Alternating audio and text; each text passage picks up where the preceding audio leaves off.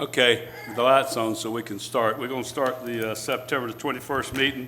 We'll have invocation first and the Pledge of Allegiance, then the roll call. Pledge of Allegiance be Commissioner Bretson. Let's start off with the invocation. Our Heavenly Father, we come to you tonight to ask you to be with us as we go through these processes for the city of Ocoee and through our agenda. We have one on tonight that will probably be a little lengthier than most times, so we ask in your patience with us and everybody else's patience that we get through this with the decorum that we should have. We ask for your watchful eye over our first responders as they go about their daily business, and pray for the people with COVID and make sure that we're working towards the process of getting rid of this COVID-19. We ask in your heavenly name, amen. Amen.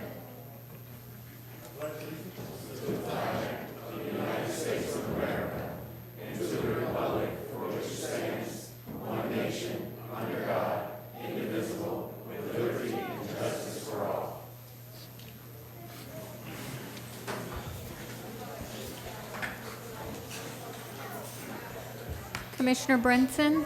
Here. Commissioner Wilson? Here. Mayor Johnson? Here. Commissioner Firstner? Here. Commissioner Oliver? Here.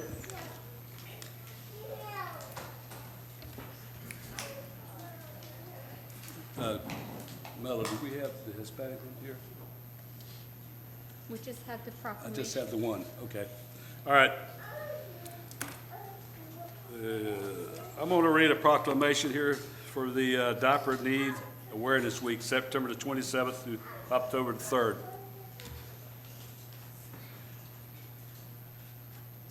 Whereas diaper need, we have the young lady here. Oops. Sharon Lyle. Sharon Lyles, when I get through reading, you can come up and we'll get it and take a picture, okay? Thank you. Whereas diaper need, the condition of not having a sufficient supply of clean diapers to ensure that infants and toddlers are clean, healthy, and dry can adversely affect the health and welfare of infants, toddlers, and their families. And whereas national surveys report that 1 in 3 mothers experiencing diaper need at some time while their children are less than 3 years of age, and 48% of families delay changing a diaper to extend their supply. And whereas the average infant or toddler requires an average of 50 diaper changes per week over 3 years, and whereas diapers cannot be bought with food stamps or WIC vouchers, therefore obtaining a sufficient supply of diapers can cause economic hardship to families. And whereas a supply of diapers is generally an eligibility requirement for infant and toddlers to participate in child care programs and quality early education programs. And whereas the people of Ocoee recognize that addressing diaper need can lead to economic opportunity for the state's low-income families and can lead to improved health for families and their communities. And whereas the city of Ocoee is proud to be home to multiple community organizations that facilitate the distribution of diapers to underprivileged families and recognize the importance of diapers in helping to provide economic stability to those families.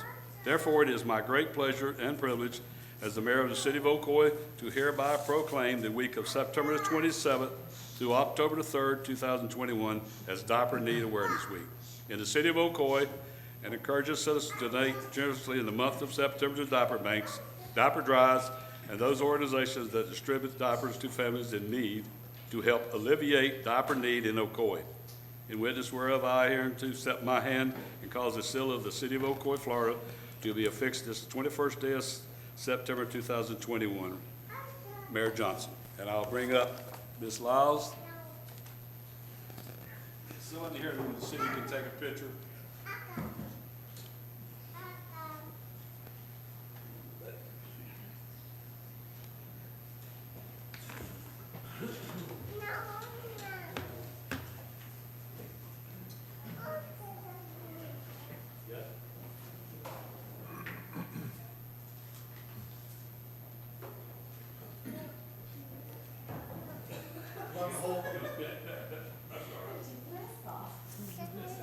You want the whole commission?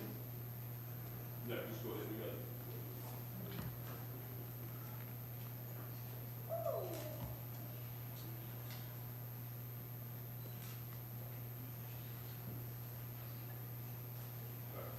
Thank you very much.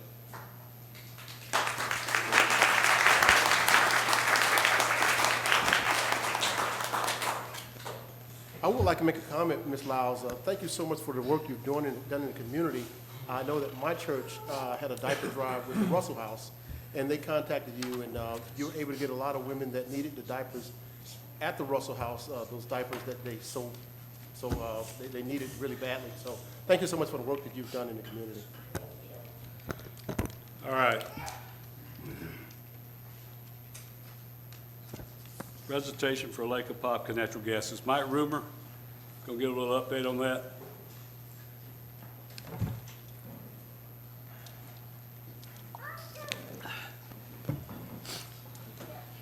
Thank you, Mayor. I can give a brief background.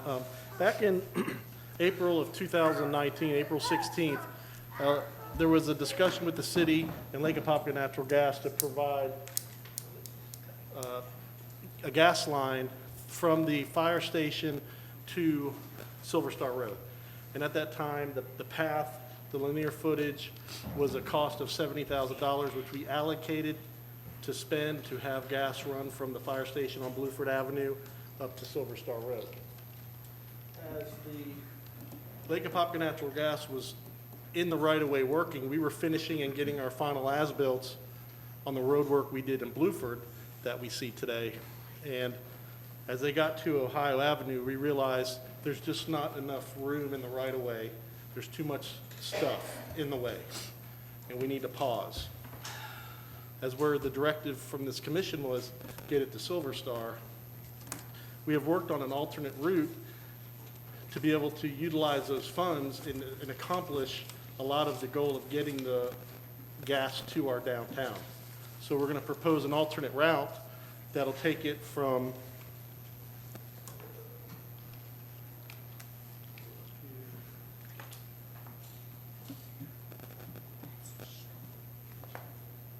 So it's right now, the gas is stopped at the corner of Ohio and Blueford Avenue. And within the same linear footage and cost, we can run it west on Ohio to Cumberland Avenue, and then run it north on Cumberland up to Oakland Avenue. It would terminate there. And that would fulfill the contract cost and the amount that we allotted for this. It would provide gas to the downtown, but at this point, we're stuck for a little bit. To get it back to Silver Star, we have to either go east to Blueford, and we still have a lot of stuff in the way, and we have a new park. Or we can wait for our downtown stormwater park that's being constructed on Cumberland Avenue between by Franklin, and then once all of those infrastructure is in, get back with Lake Apopka Natural Gas and find a route around and get it to Silver Star, fulfilling the mission that you had tasked them with back in 2019. So we asked Everett, Lake Apopka Natural Gas to come just to state they're going to fulfill the contract amount. We'll achieve the goal to get it to the downtown. We just have to work to get it the rest of the way to Silver Star. And that was all of the presentation they provided in 2019. Everett, you have any?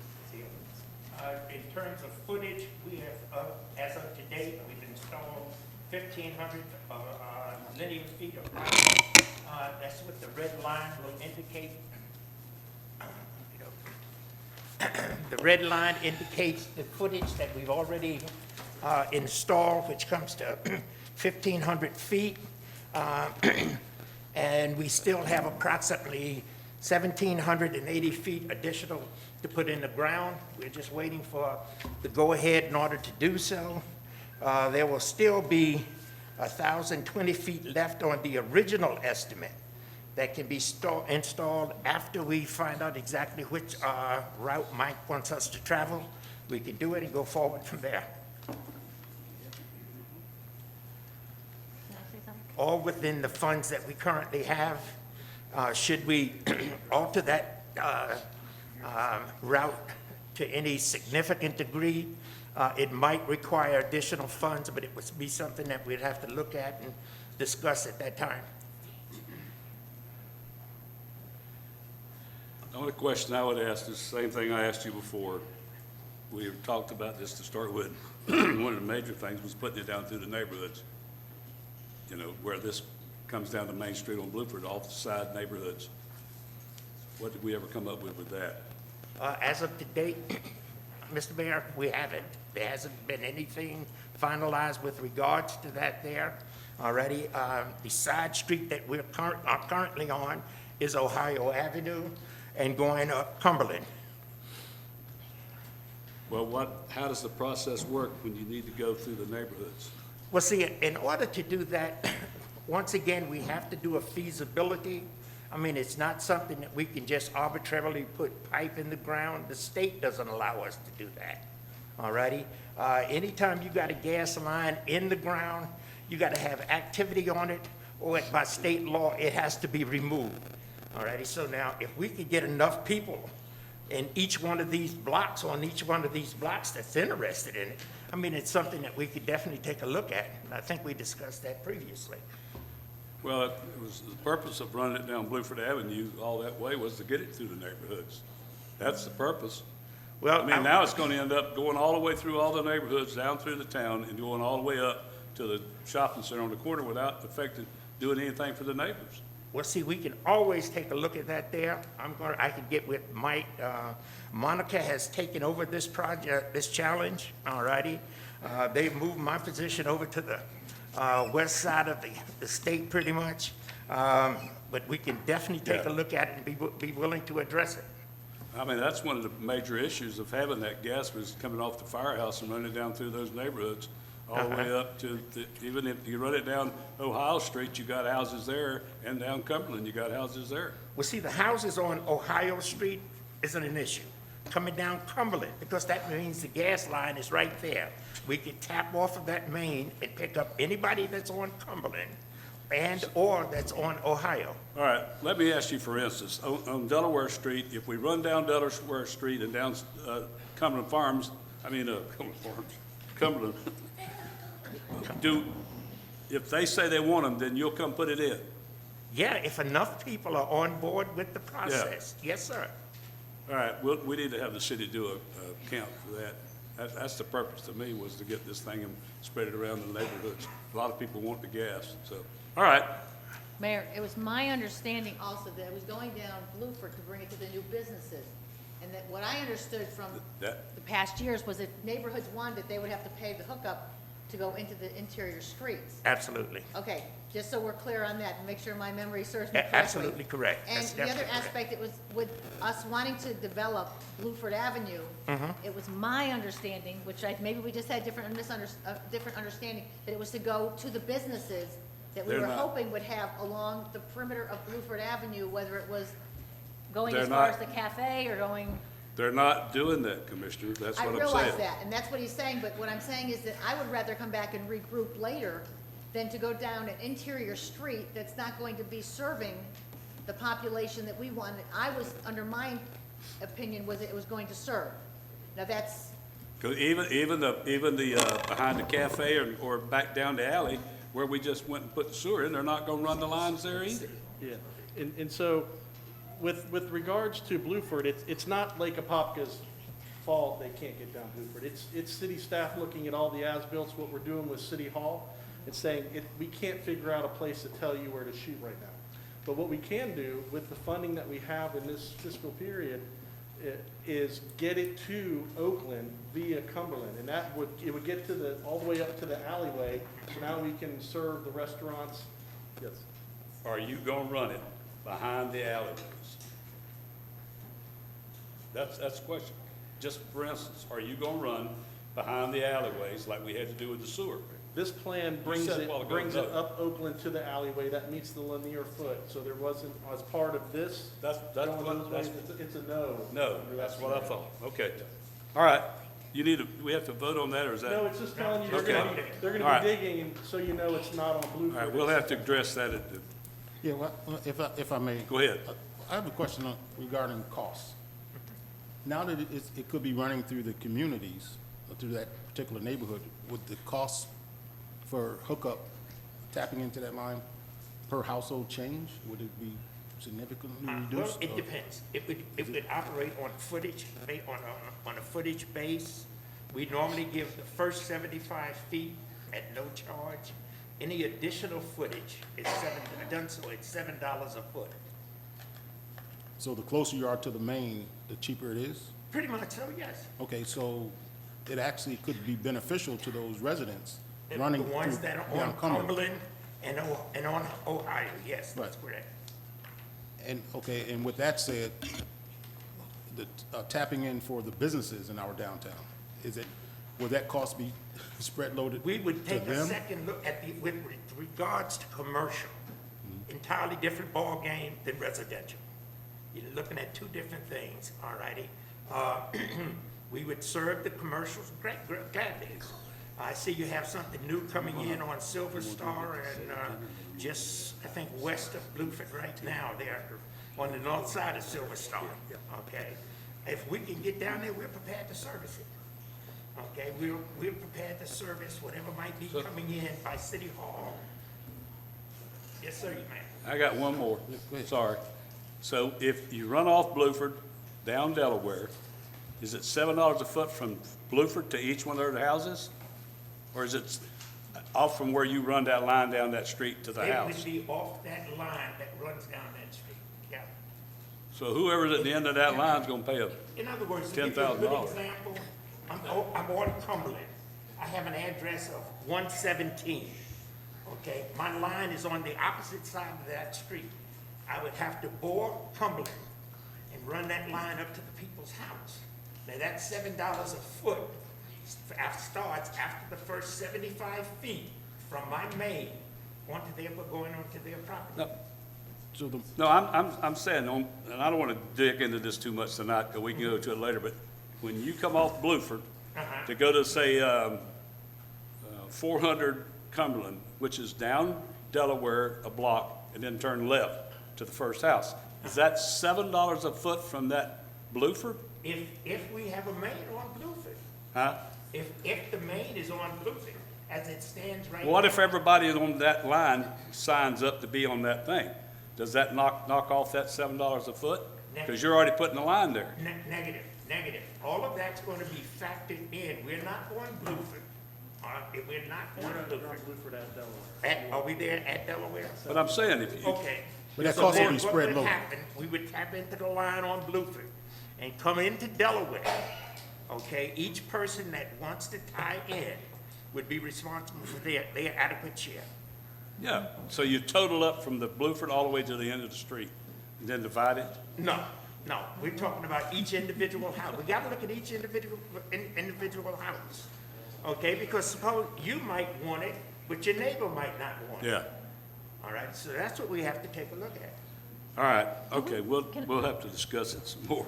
So what are we doing tonight? Are we proceeding or are we not? Because what if the people don't want it down there and you're running it through? Do we survey to know what population wants it on those? We already voted to do this part.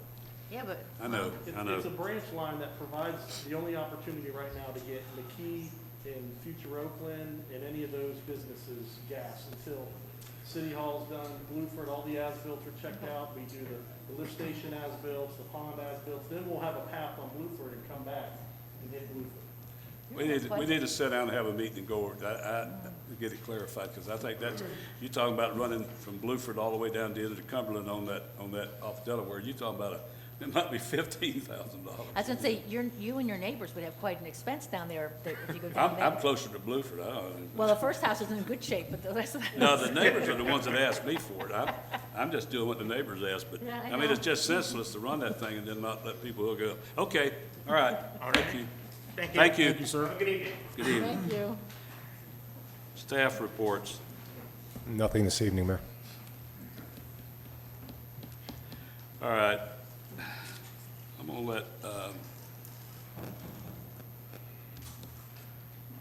Mr. Moyer, is he here? He must be out back. You'll have to wait then, I guess. Here he comes. You wanna come ahead and talk before we start all this? Thank you, sir. You get 3 minutes. Yes, sir. You know that by now, don't you?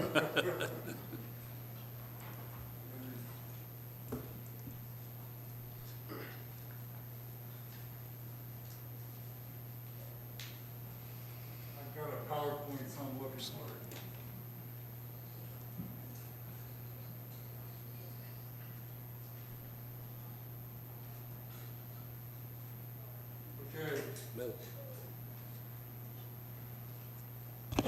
My name is Jim Moyer, Arden Park North.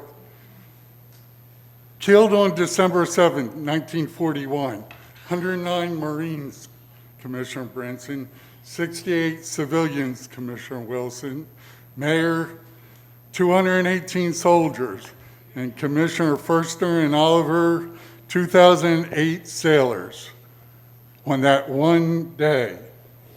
Now, it took over 50 years until Congress recognized the national, excuse me, trying to get this mouse going, until they recognized the National Pearl Harbor Remembrance Day. At 1994 it took.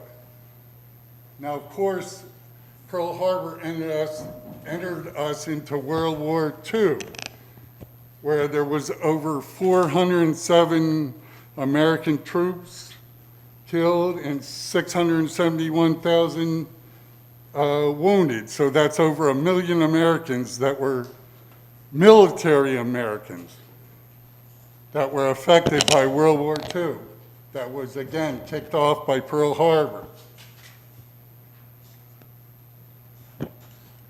Now, there were also a lot of civilians affected that a lot of people don't realize, or most people would consider them civilians.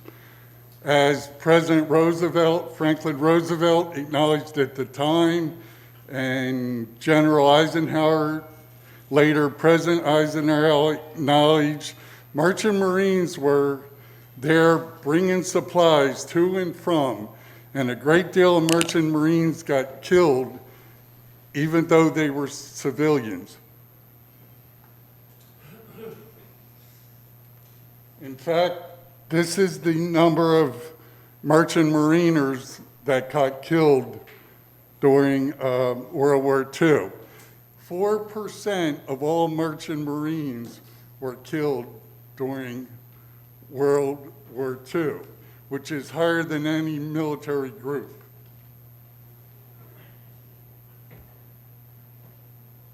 But I've come here tonight to ask the question, what are we going to do to remember Pearl Harbor in the city of Ocoee, a date which lived in infamy? We could do something similar to the 20th anniversary of 9/11. We could do something here in the commission meetings or along Adair Street, or I hope not, but we could let the day pass by. By the way, that day is a Tuesday and it's a commission meeting, December 7th, 2021. Thank you for your time and God bless you all. Thank you, Mr. Moore. Appreciate it. Good information. We can discuss that later about. All right. Before we start, we're gonna do the consent agenda. And after the consent agenda, I'm gonna move the item 10 up where we can start on that and where we can get that through, let some of these children go home and parents. Consent agenda, anybody got any suggestions? Not, do I hear a motion? I need to pull item. I need to pull item number 4 for comment. All right, let's vote. Any more? Is that it? Is that only one? Let's vote on 1, 2, 3, and 5. Motion. Motion made to approve Second. consent agenda 1, 2, 3, 5, seconded by Commissioner Firster. Any more comments? If not, let's vote. Motion carries unanimously. Okay, Commissioner Oliver. Item number 4 is a planned subdivision close to the intersection of McCormick Road and Apopka Vineland, which they're planning to do 377 single-family homes near that intersection.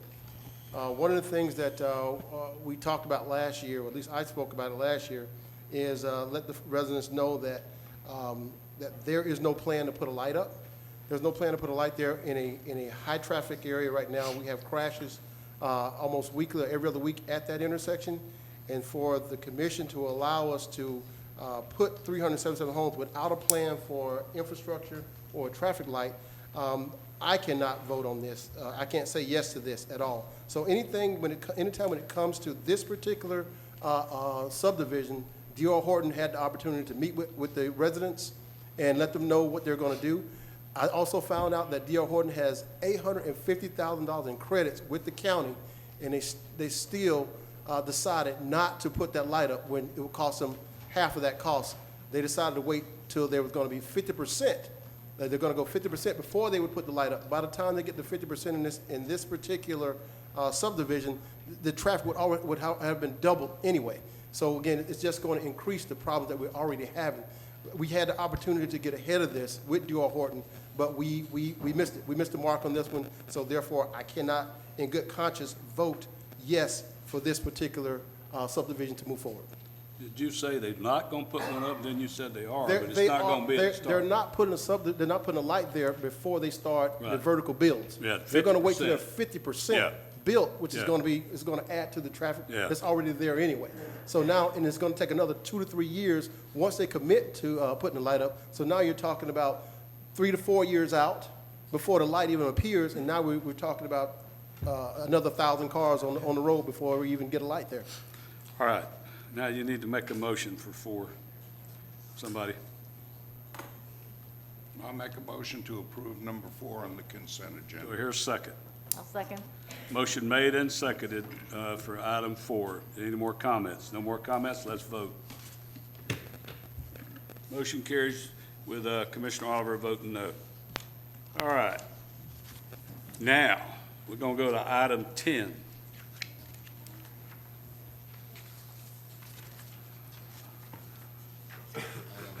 You want to read that? Before the city attorney reads the thing, I want everybody, once again, I'm going to start with these, we got some from local, some from out of town.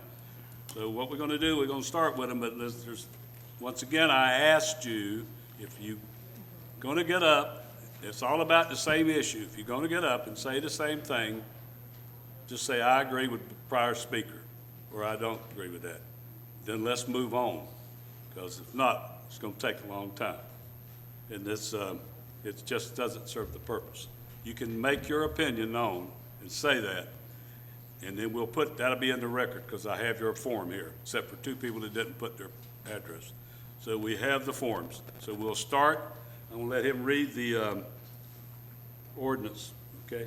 All right, this is an ordinance of the City of Ocoee, Florida relating to animals, enacting Section 3 of Chapter 43 of the Code of Ordinances of the City of Ocoee, regulating the retail sale of dogs, cats, and rabbits by pet stores, providing for severability, providing for codification, providing an effective date. All right. You have 3 minutes, total of 3 minutes. So when I call your name, come to the podium, and the city clerk will push the time clock. Like I said, and please, no comments from the floor, strictly at the podium, all right? All right, first one's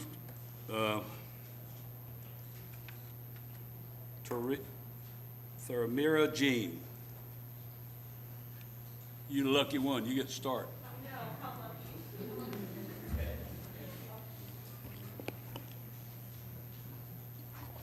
Hello. I live in Orlando.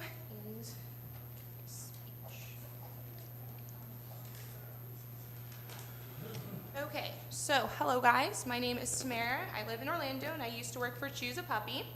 And although I do not work there any longer, I still support them and hope that the City of Ocoee votes to allow them to remain in business. Thank you for listening to me. Any extra time I yield to Nick and Crystal from Choose a Puppy. Thank you. And that will be another statement. I'm not going to move time over to each person. I'm going to let them speak. Now, the owners of the place and whoever's the main speaker on the other side, I'll give 5 minutes instead of 3. But we're not going to total up time and move it over to each person. All right. Next will be Alanis Crespo.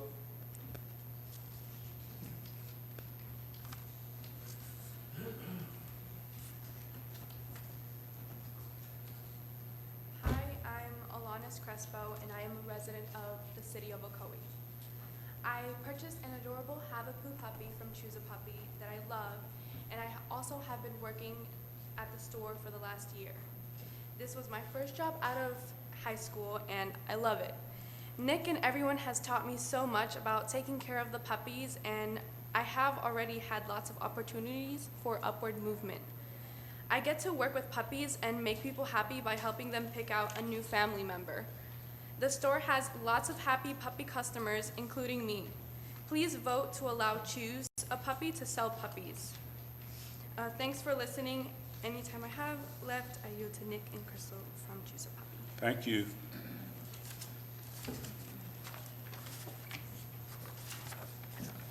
Okay, Melissa LeMasters.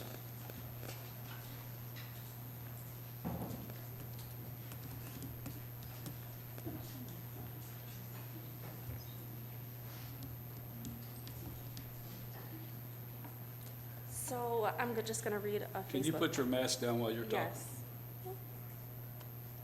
So after only 3 short weeks of being out of an inhumane pet store, 2.5-month-old Archie lost his life after a 2-day battle with pneumonia after being hooked up to an oxygen tank fighting for his little life. The pneumonia, little Archie lost his life to stem from the kennel cough he had prior to being adopted. The store Archie came from, called Choose a Puppy, located in Ocoee, Florida, whom also goes by Puppies, as that is the store front sign they have, are notorious for selling sick and dying puppies. Within 72 hours this week alone, they received 2 separate reports against them to Orange County Animal Services.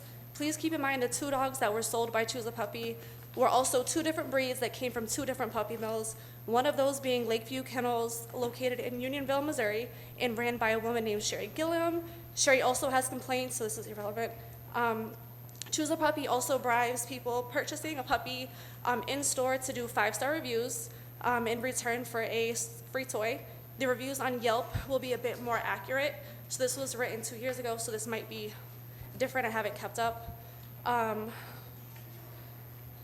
This is just other, I mean, if you guys go on the Yelp reviews, if you guys talk to people, I found out last minute about this, so I didn't have time to gather the community page, which I got a lot of outpour from when I did this initially. A lot of the rescues, I didn't have time to gather the people that inboxed me. There was a lot of people that reached out. I actually had to shut off everything just because it consumed me for an entire week. Just going down a rabbit hole, and I can guarantee you the people here supporting them either were one of the lucky ones to not have a sick puppy, or are friends, or they work there. So I can guarantee that. And if they did, the ones that are here that had the healthy puppy with their children, imagine going to the vet to pick up your puppy with your 2 kids that you thought you were going to take home for medicine, to find out that the puppy's dying and you now have to put it down. After only having the puppy for 3 weeks, you would not be wearing that shirt. So I'm glad there are people that had healthy puppies and were able to have that experience, but there's also a lot of other ones that aren't. I've had employees reach out saying they give them sugar water because they know they're sick, to keep them hyped up, which is what happened to my puppy. He was super energetic at the store, jumping out of my hands, he was like a little wound up doll. After it wore off, that was not the case. So imagine 2 children elementary in the vet's office in Stony Brook crying, I'm hysterical, the puppy's in the oxygen tank. There's so many other people going through this. I was on the news with another girl about this. I really wish I could have had more to tell you, more people here, but regardless of the outcome, we're gonna, it's not gonna be over until they're shut down and they're no longer allowed to operate. So thank you for your time. Thank you.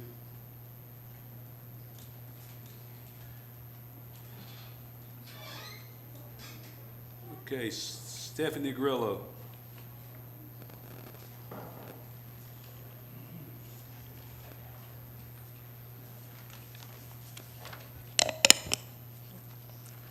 Hi, my name is Stephanie and I live in Ocoee. I bought an insanely beautiful golden retriever puppy from Choose a Puppy. He is about a year old now. I love him with everything in me. Giant pain in the butt, but he's great. I have known Nick and Crystal for well over a dozen years. When I found out that they were going to be coming down to Florida and opening a store down here, they asked me if I would be interested in coming with them. I sold almost everything that I owned, packed up my car, and drove right down. I can tell you that Nick and Crystal are the most caring. Nick and Crystal are the most caring people in the pet industry, and believe me, I know a lot of people in the industry. Nobody takes care of the puppies the way that we do at Choose a Puppy and the way that Nick and Crystal do. I ask that you please allow Choose a Puppy to remain open. Thank you. Thank you. Okay, Rita Harris. Rita Harris. Is there anybody out in the auditorium? Can you check?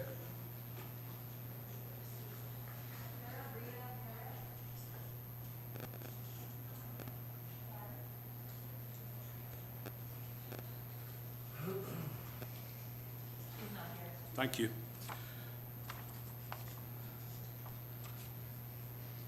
All right, Wes Hodge. Wes Hodge.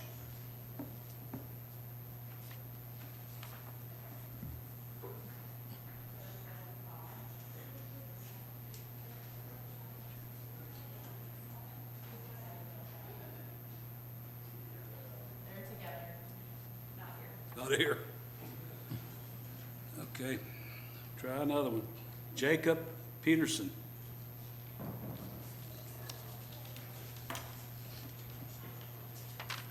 Hello and good evening. My name is Jacob Peterson. I live in Kissimmee and I am an employee over at Choose a Puppy.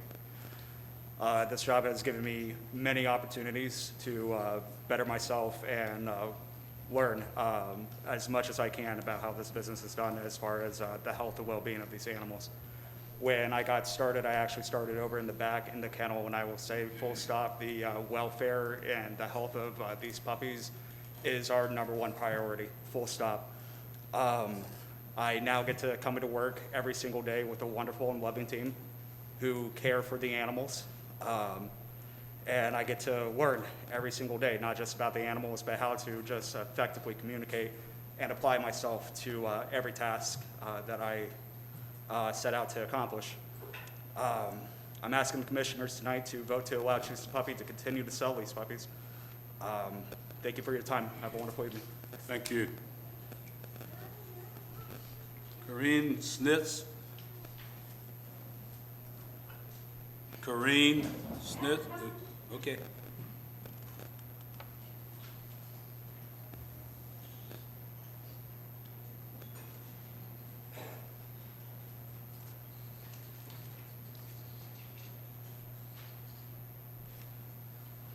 So I believe it was back in May, Commissioner, was it May that this was passed, the ban? I believe it was in May. So Orange County, government that City of Ocoee is in, passed an ordinance to stop all retail pet stores. Now, the City of Ocoee has decided that you want to put an exemption for one store. Going forward, you're saying that nobody else gets to have a pet store that sells puppies, rabbits, and kittens. But Choose a Puppy gets to have a monopoly and gets to go against the ordinance that was passed by Orange County mayor and commissioners. There is a level of hierarchy in government. So you might want to think about that. Number 2, puppy mills. We've already gone through this. This is all about puppy mills. I also volunteer at Orange County Animal Shelter. I just spent the last 12 hours on the phone networking to get 2 dogs saved to not be euthanized. Yes, those puppies that you sell grow up, and sometimes owners don't always take care of them, and then they get stray or they get surrendered because they have issues. And then they get euthanized because nobody wants to help them. So try to remember that little piece as well. But you had an ordinance that was already taken care of. You don't need to be selling puppies. You can still hold many rescues will come in with puppies because there are still backyard breeders, and you can have adoption events. And you will sell as many accessories as you would, and you will lower your costs because you won't have to purchase puppies. Because you'll have rescues bringing in puppies to adopt, and then they walk away and take those puppies back, so you don't have to have somebody feeding them an overnight. You will actually make more money in the long run. And you don't have to go out of business, because you just open your business to the other areas. But there was an ordinance that was passed. It needs to be respected, and you need to honor it. And no more monopolies on one pet store sitting on the main drag heading to the turnpike that says, hello, we're Ocoee. We don't care about anything else. We want to live in 1980.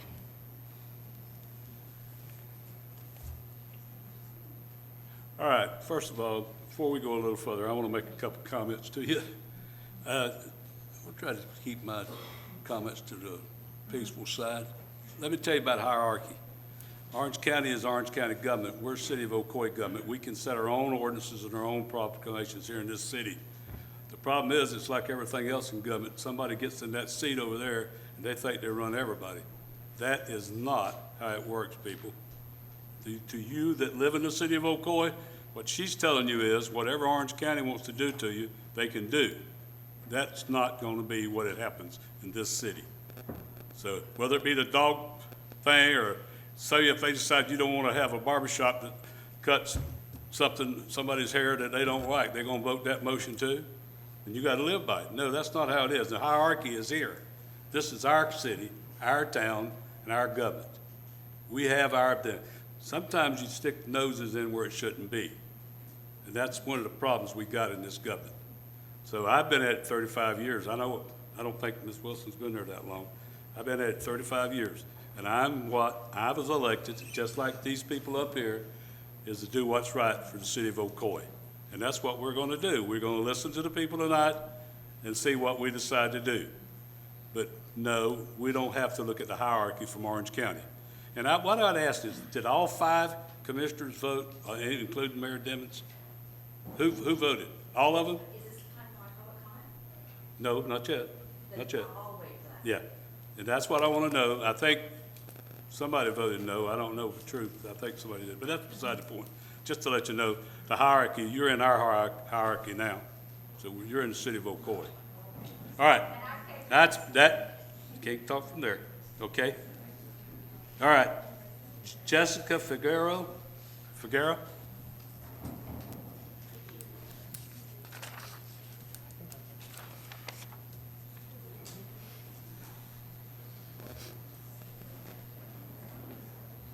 Good evening, Commissioners.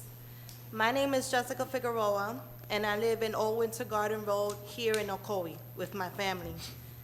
I work at Choose a Puppy, and I love it. I love the people I work with, the dedication of everybody who works there. There's room for advancement, and for me, I see a future here in this company. I am the breadwinner in my family, and this job allows me to keep a roof over my head, food on the table, and allows me to pay my bills. I've learned a lot at this job, but the most important thing I've learned is the proper way to care for a puppy. The store is almost always busy with happy customers. Please allow Choose a Puppy to continue to sell puppies so they could continue to make their customers and employees happy. Thank you. Thank you very much. Just one other quick thing. We have not voted on that ordinance yet. That ordinance hasn't passed yet. That's what we're doing tonight after we get through with this discussion. So no, that is not in effect yet.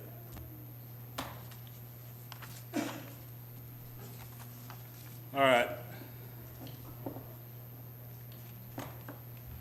Brian Wilson.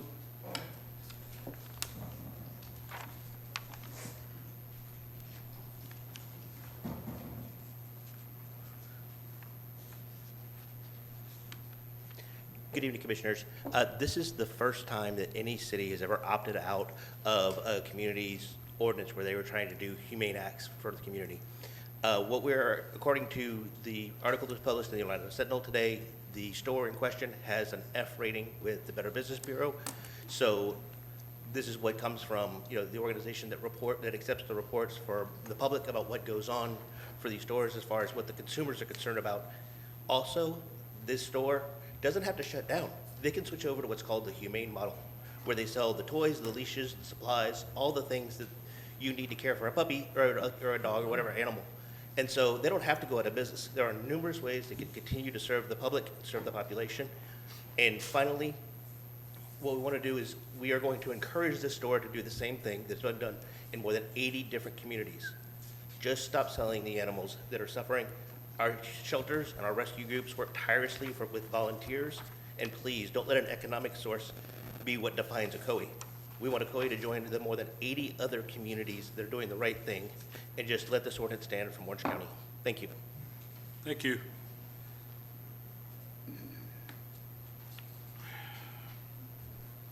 Krista Stara?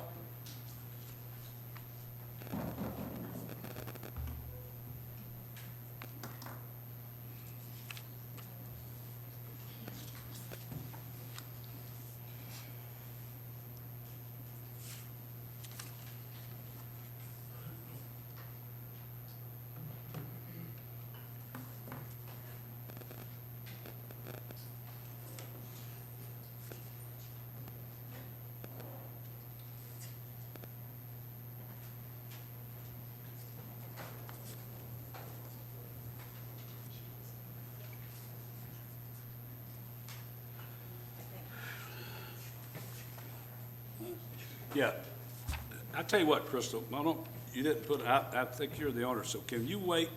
Yeah, Let's wait till the end of the thing. I'm sorry. No, it's You didn't put that on there, and I didn't You want see me to that. leave Just, that there? yeah, you can leave it there. All right, how about Lindsay O'Leary?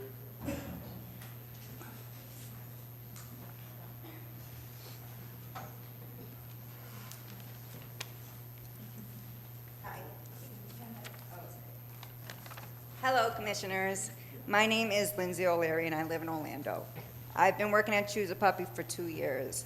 I love going to work every single day and blessed to have the best job in the world. Last year, when COVID hit, my fiancé lost his job at Universal, and my twin sister lost her job, so her and my elderly mother had to move in with us. I was literally the only person bringing in a paycheck for over a year. Choose a Puppy is the only reason my family and I have a roof over our heads. I am very grateful to Nick and Crystal for hiring me, giving me an opportunity and training me. They love their business and they work very hard to take exceptional care of the puppies. They support their employees and they make their customers happy. Please allow them to stay in business selling puppies. Thank you for listening and thank you for your time. Thank you. Nicole Wilson, Orange County Commissioner.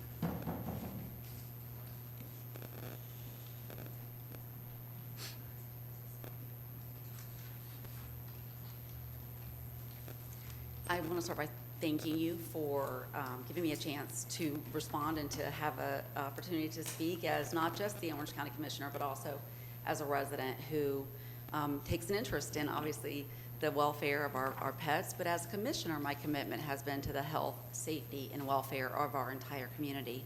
And I want to really express to the commissioners and the mayor that this ordinance was not passed as a knee-jerk reaction. It was passed over well, it was researched intensively and in depth by Orange County staff from our Health Services Department, our Animal Services Department, and I'm not sure, Mayor Johnson, do you all have an animal shelter here? What? An animal shelter here in Ocoee? No, ma'am, we don't. That's I pay taxes to Orange County for that. Well, and taxes we pay. That is a understandable nexus in what what the position is of the commission and of the people who really fought long and hard to try to make sure that we were protecting not just animals, but consumers. Ashley Moody, who is our Attorney General in the state of Florida, has actually initiated complaints against Orange County, specifically pet retailers. And those complaints come in twofold. One was in the lending practices. There are third-party lenders, and there are actually reports that are easy to find with a quick Google search of even the retailer we're discussing this evening. Percentage rates up to 138%. You're looking at paying 4, 5, 6, 8, 10 times what the actual retail price is, with very little recourse for a consumer. In addition to that type of predatory practice, there's some very, very clear data that the pet retailers in Orange County, including the pet retailer here in Ocoee, import from the major puppy mills in the Midwest. And this is data that is, I can send it to anybody that wants it. It's substantive, it's been researched, it's traceable. And so really when it comes down to it, my commitment is to the health, safety, and welfare of our citizens. But that also includes them as consumers and their financial well-being, as well as their health. What I want to make sure that you all understand is it wasn't arbitrary, it wasn't capricious, that it was really brought to us because we didn't have any other options of enforcement when there was a problem. When an animal came from a retailer that brought in parvo, killed the other family's pet, and got the kids sick.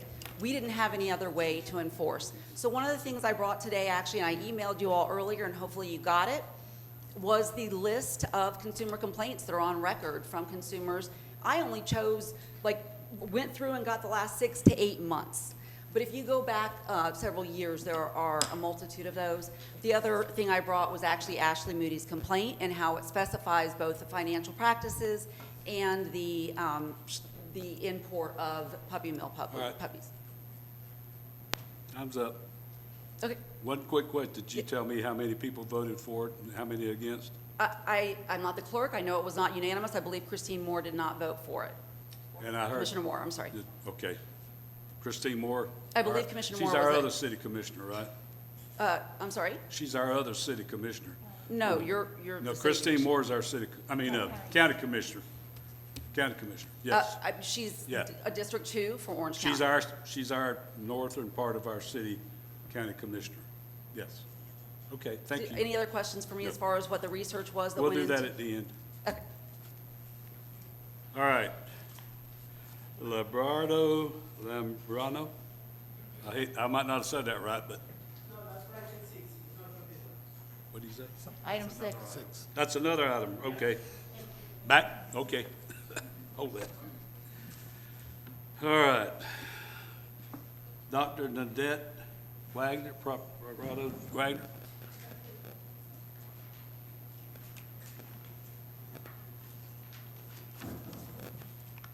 Good evening, Commissioners. I'm Dr. Nanette Parada Wagner. I volunteer to serve as Chair of the Orange County Animal Services Advisory Board. Number one, there's indisputable proof of puppy mill sourcing from USDA inspection reports and certificates of veterinary inspection. Number two, USDA inspection reports include commentary that says, quote, teachable moments. This is a euphemism for non-compliant issues that will be overlooked this time, but better be addressed by the next inspection. I know this because I am a compliance officer for the North American veterinary community. That's the world's largest veterinary continuing education corporation. The last thing we at NAVC want on our inspection reports is a notation about teachable moments. USDA inspectors were trained to offer this commentary to reduce paperwork and negative public commentary. Number three, Orange County Animal Services has documented years of infectious disease problems, the zoonotic diseases specifically. Those are diseases that move back and forth between animals and people, and they have been sourced to puppy mill animals, such as those sold by Choose a Puppy. So why exempt the seller? You'd be promoting a public health risk.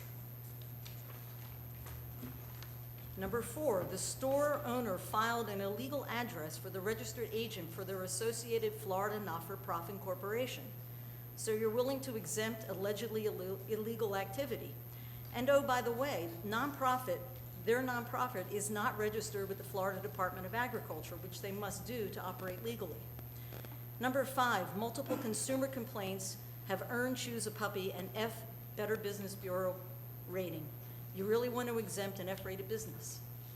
Number 6, Choose a Puppy has an operation in New Jersey which has been sued by the Humane Society of the United States for predatory lending practices used to lease puppies. So please explain to your constituents, the residents of Ocoee, and to your neighbors in Orange County, how exempting Choose a Puppy benefits the safety, health, and welfare of anyone except the owners of Choose a Puppy. The employees can find work with any number of local veterinary businesses and rescues that are struggling to find workers. Thank you for your time. Thank you. Lisa Francina?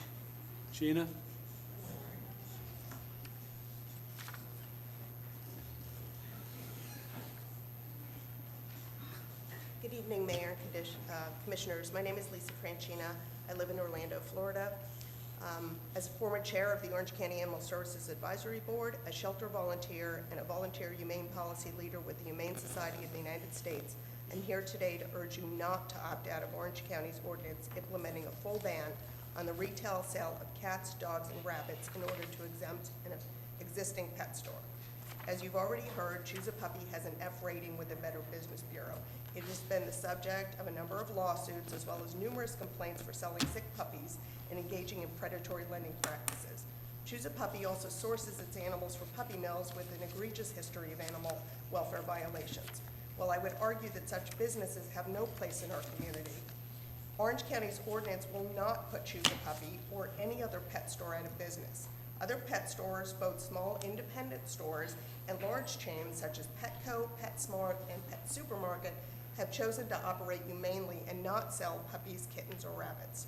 Those stores have not only survived, but have thrived while selling pet food, grooming services, supplies, and even costumes.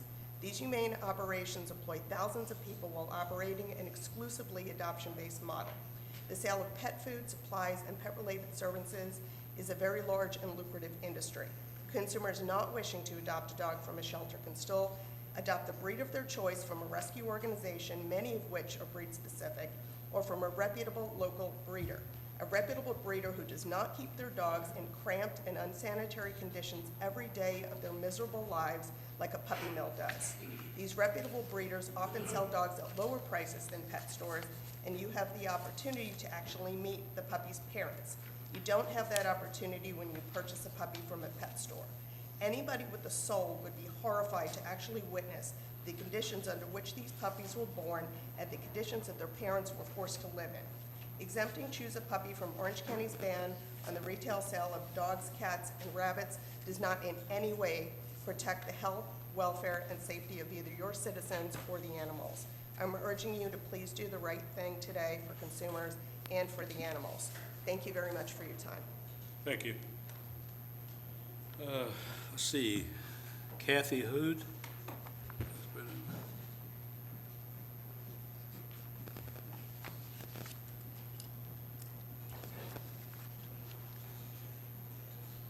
Good evening. My name is Kathy Hood. I am a resident of Ocoee.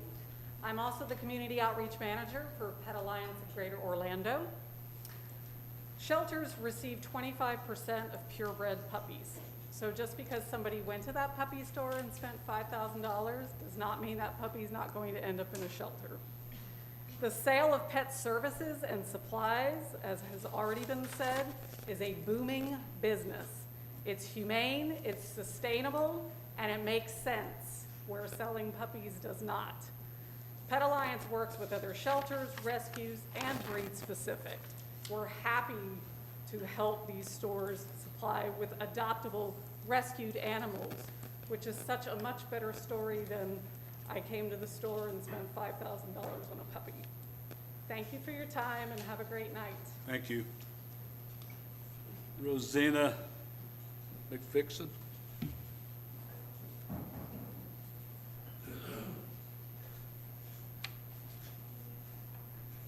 Good evening, Commissioners. Thank you for taking the time to listen to us. Some of what I have to share has already been shared, but I would like to strongly urge you to consider adopting the Orange County ordinance that bans the retail sale of puppies, kittens, and rabbits in Orange County. As has already been stated multiple times, there are reports documenting the poor health of the animals that are brought into Orange County through known pipelines from well-known puppy mills with well-known owners who have numerous infractions. Many of the dogs and cats that are sold in these stores, including the one we're discussing, not limited to, but including the one we're discussing, it's the same business model regardless of the name on the store, are sick, have congenital defects, end up not making it after people have gone in and made an impulse purchase and found the perfect animal, brought it home to their family, only to have it pass away within a month or two. Doesn't happen to all of them, but it happens to enough of them. There's a significant amount of documentation, both in Orange County and also in New Jersey, regarding some of the predatory lending practices that go along with the sale of puppies through this type of puppy store. Another point I would like to make is that someone who wants to adopt a purebred dog can absolutely find one in a shelter, reach out to a reputable rescue, research a breed-specific breeder, visit that facility. When you purchase a puppy from a puppy storefront, you are not meeting the puppy's parents. You are not seeing the health records of those parents. You are not being guaranteed the health of that puppy by any means. If you want to purchase a purebred dog, go to a legitimate breeder or a breed-specific rescue. And in closing, I do take exception to the comments in the ordinance that's being proposed regarding the health and welfare issue. As was stated by some of the other folks up here, sick animals can make other animals in the home sick. They can also transmit diseases back and forth from humans to animals, animals to humans, and that's not in the best interest of the public health and safety of either the citizens of Orange County or the citizens of the city of Ocoee. Thank you for your time. I appreciate you listening, and I do hope you received the packet I sent you yesterday with some documentation to back up these comments. Thank you. Have a good night. Thank you. Joshua Rain.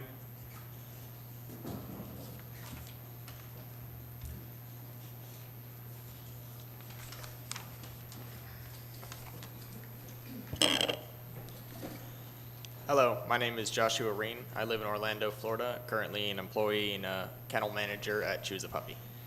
I'm here today to tell you that we put the puppies first. Their happiness, their health, their safety, their well-being always comes first and foremost for all of the employees that are there. And we're always very, very happy to see them go to a loving home and to see them get adopted. And I would love to see Choose a Puppy to continue to sell more puppies. And to have more smiling families be able to receive them. I've learned a lot since coming to work at Choose a Puppy. It's definitely not my first job, but it's probably the one I've taken the most away from. I've learned a lot about properly, professionally grooming puppies, taking their health care into consideration, helping a puppy improve its health, and seeing it be happy, finally getting adopted and to be able to go to its own home. That is all. Thank you very much. Thank you. Christina Torres.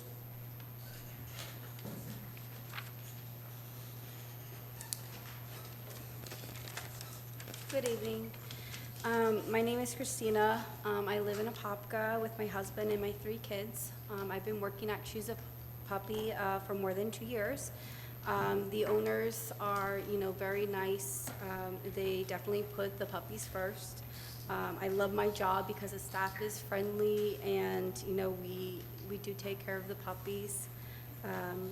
And the customers are always so happy taking home their dream puppy. Working at Choose a Puppy has made me more confident in life and given me a chance to buy a house for my kids. So now we have a real home. I'm asking the commissioners to please vote to allow Choose a Puppy to keep selling puppies to our customers that want to purchase a puppy from us. Thank you. Thank you. Allie Skinner. Once again, I will ask you, if you're with the same group, go ahead up. Please, if you're going to say the same thing, you can just say ditto and let's move on. Okay? All right, Ally. Good evening, my name's Allie, I live in Claremont. I purchased the Keyshawn puppy from Choose a Puppy over 3 years ago. From the day she came home, she was happy, healthy, just the best dog you could ever ask for, no issues. I recommend Choose to literally everyone I know who is asking to find a puppy for their family. The store is incredibly clean, the puppies are incredibly well taken care of. They do, all of these puppies are guaranteed for different health issues. They come with microchips, they come with all these things that, people are looking for. I went home with a packet of instructions on how to take care of my puppy. As a new puppy owner, I've never had one on my own. I walked out of that store confident knowing that my puppy was happy, healthy, and I knew how to take care of it. And the only reason I knew how to properly care for my puppy is because the staff at Choose a Puppy went through step by step what I needed to do. I, have pictures of where my puppy came from. I have her parents' information, her grandparents' information. I have her breeder information. They're very transparent about where these puppies come from. And at the end of the day, I think it's everyone's right as a consumer to choose where they want to buy their puppy from. And that's, at the end of the day, why I think Choose a Puppy should be able to stay open. They take great care of their puppies. They should be able to sell to any consumers that are looking to purchase. And that's all. Thank you. Thank you. Scott Kennedy.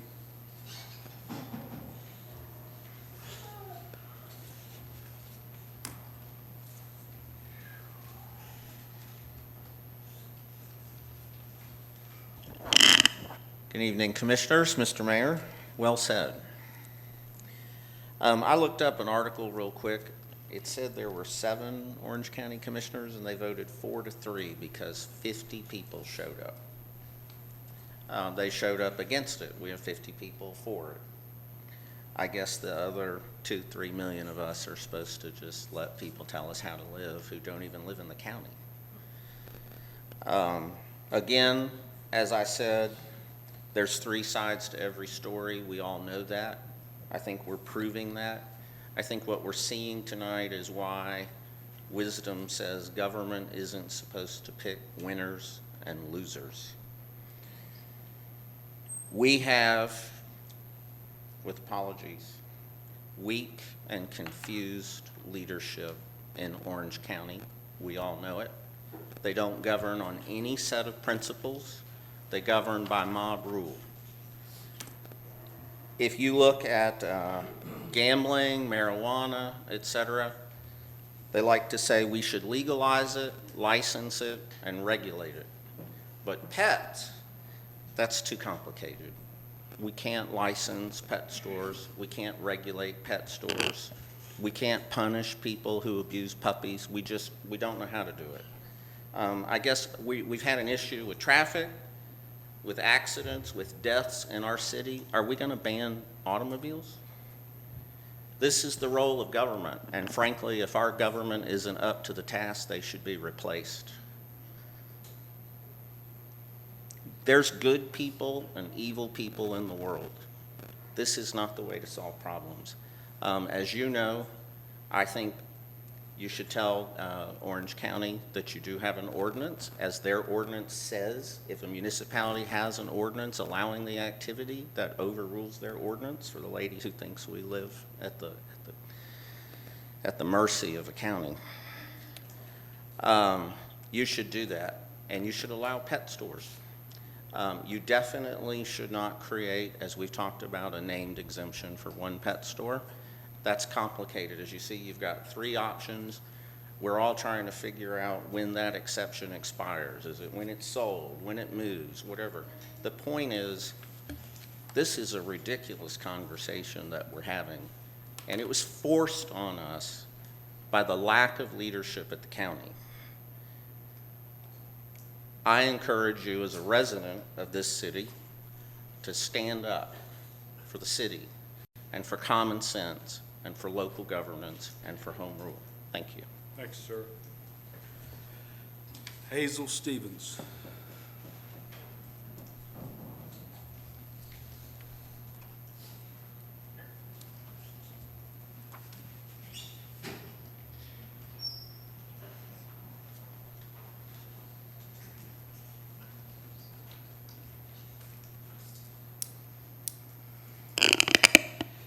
Mr. Mayor, Commissioners, thank you for allowing this time for us to share with you.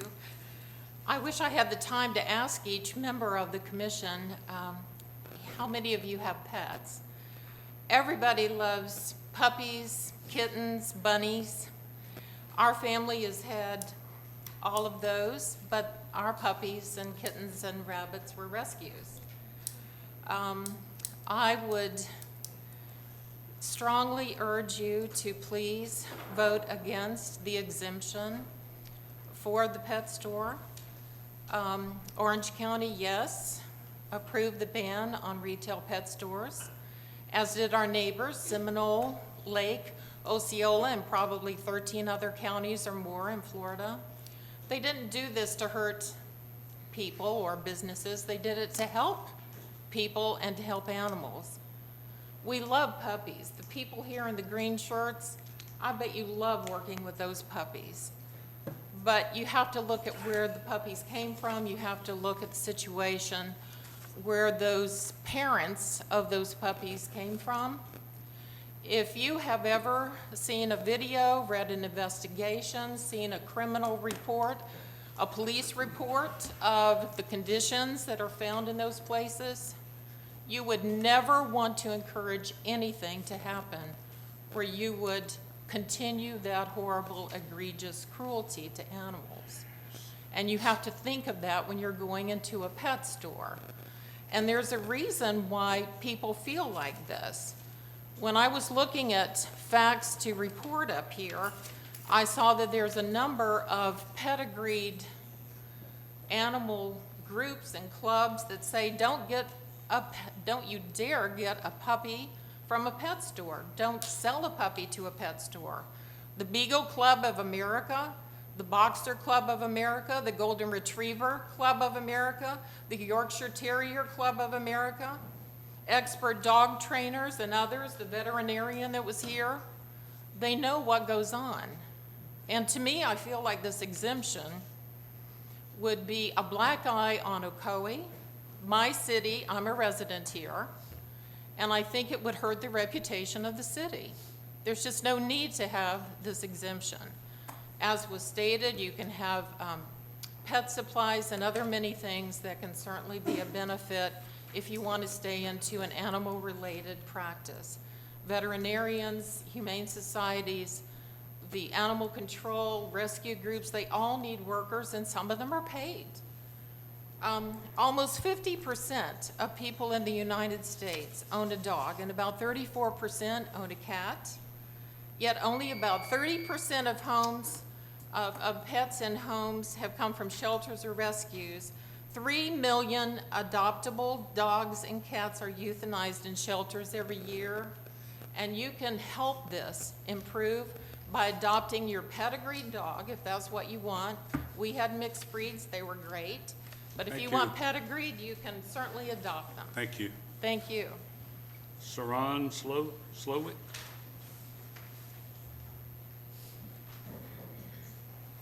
Saran? You're the old one, can't read.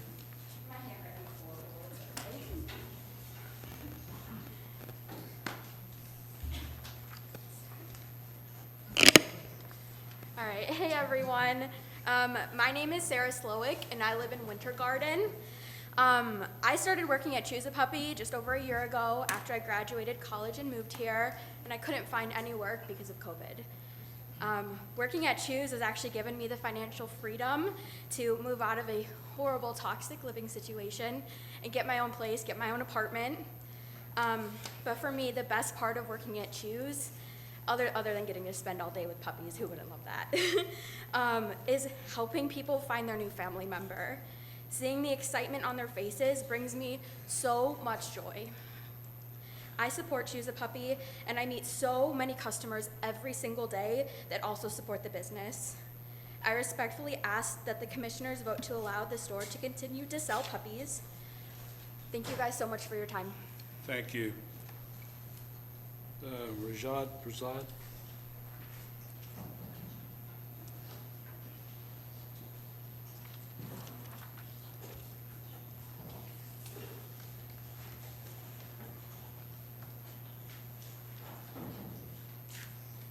Hi, I'm Roger Prasad, and I worked at Choose a Puppy for about a year.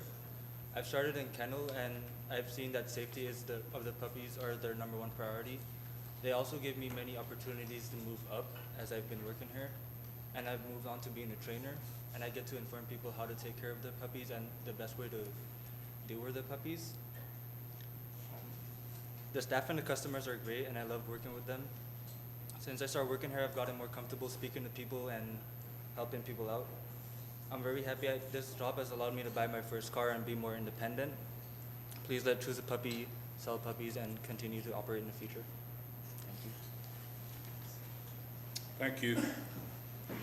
Rita Harris.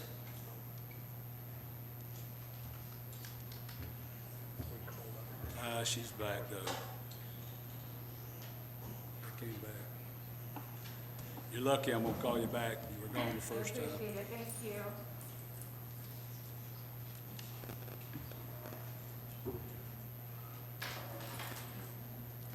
Hello, thank you. Thank you for allowing us this time to comment. I'm not going to go over or rehash some of the other points that have been made about why it is not good to have a puppy mill in a neighborhood. I believe that the point has already been made about the illnesses. The point has already been made about the consumer complaints. The point has already been made about the fact that a lot of times people get these animals and they have congenital issues and then they dump them on county rescues. I'm going to go into why that happens.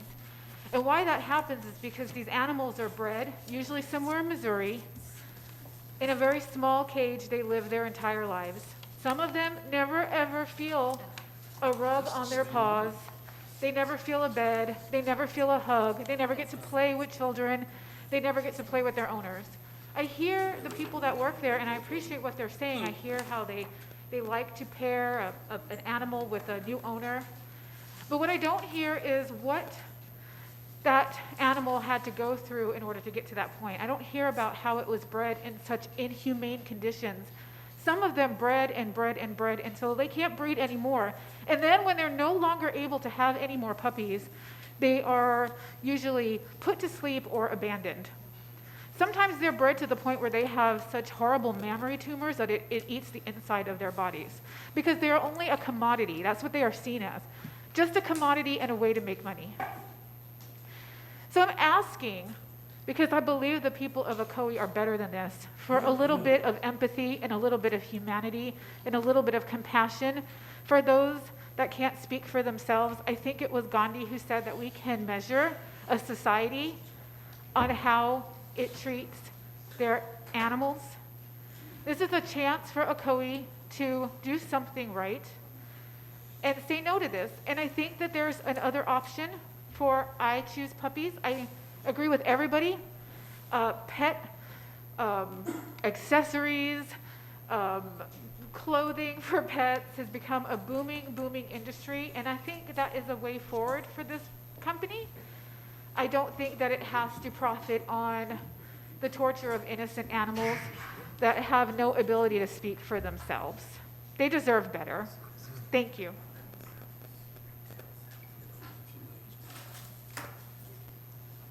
Thank you.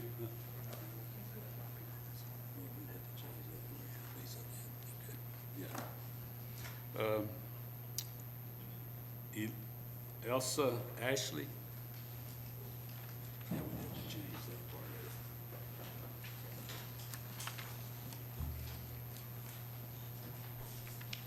Hi, my name is Elisa. I live in Orlando. Oh, my name is Elisa. I live in Orlando. Okay. So I used to work at Choose a Puppy.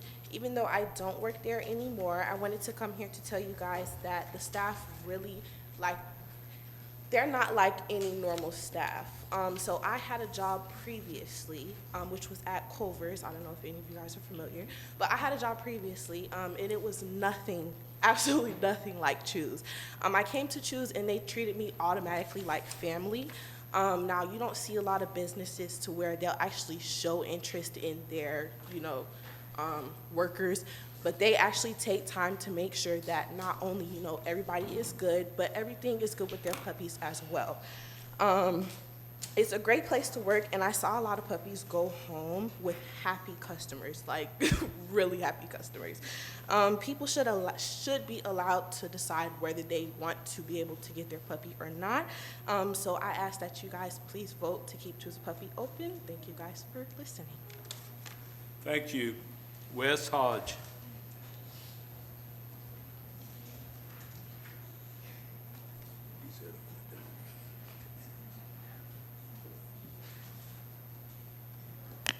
Mr. Mayor and Commissioners, Commissioner Wilson, good to see all of you this evening. Thank you. My apologies for not being here earlier. I had to step out. But I'm here to speak specifically, well, first as a dad of 2 adopted puppies and a person who's only adopted puppies my entire adult life. It's never a good idea to legislate for a constituency of 1, and that's what we're doing right here. And as the gentleman previously said, government should not be in the role of picking winners and losers. And by creating an ordinance that protects one specific business, you're setting a very, very, very bad precedent. And I think what you really need to be looking at is, are you willing to put the city of Ocoee's endorsement on their business practices? We've heard from many people that this is an F-rated business with the Better Business Bureau. You only get an F rating if you don't even bother to respond to the complaints that are issued against you. If you would respond to the complaints are still there, but you at least don't have an F rating. The people that run this business don't even see it worthy to respond to the complaints of the issues. And that's what the city of Ocoee is going to be putting their stamp on. This is the business that we're going to carve out through legislation to protect. I really think that you guys can do better than this. I think that Ocoee is better than this. And I really think that you need to go back and look at how this is worded, because this is a very, very poorly worded document. I also would like to see and encourage the business, as others have said, you can bring in pet rescues. Change your business model slightly. Stop ending this pipeline for puppy mills. It's what's best for our community, it's what's best for Ocoee, and it's of course what's best for Orange County. Thank you for your time and have a good night. Thanks, sir. One quick comment again. I've said this 2 or 3 times tonight. This has not been passed yet. It has not been voted on yet. So I understand. You say that we've done this or we're doing one is not true yet until this passes. I understand. I'm just Okay. saying that it should be amended or The changed. statement's been made that we're doing one. Okay. You said it again, so I'm just telling you, this ordinance isn't passed yet. I understand. I Thank hope you. it doesn't. Thank you. Okay. We got about 7 or 8 more here, folks, and they're all saying the same stuff, so we're gonna keep going if you want to do it. Gannett Feliciano.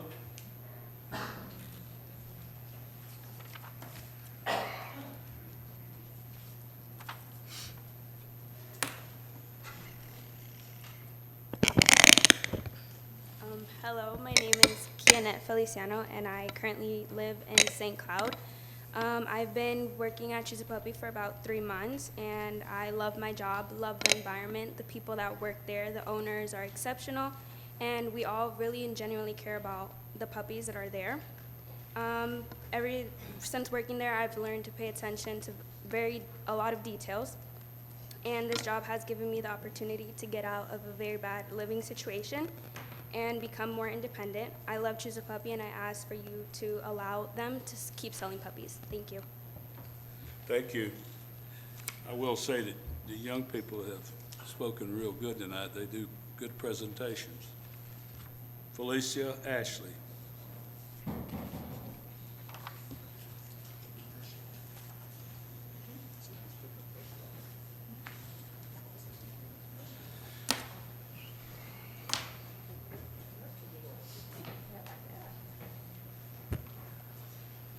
Hi guys, my name is Felicia A, and I live in Orlando. So I got a Maltese from Choose a Puppy, and he's super healthy. Not to mention, I got a lineage pedigree going back 5 generations, along with seeing where he came from. 20 acres of land, beautiful space.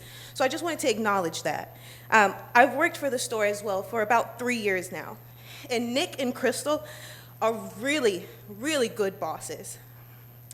I've learned so much from working there, and the staff is genuinely like family.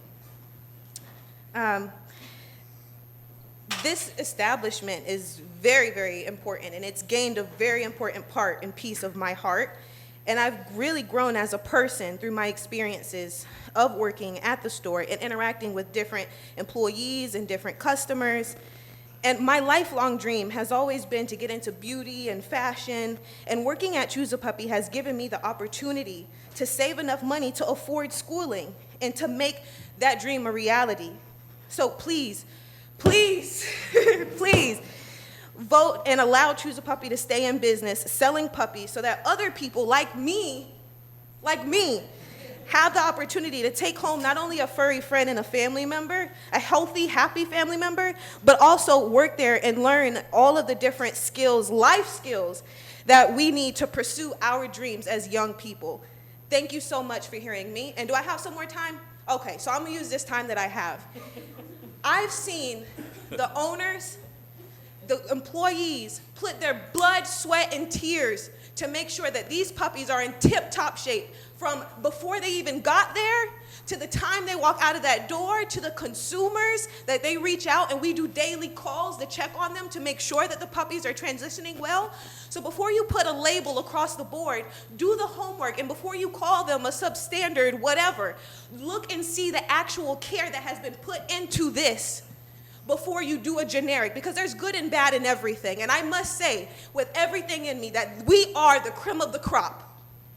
And thank you for your time.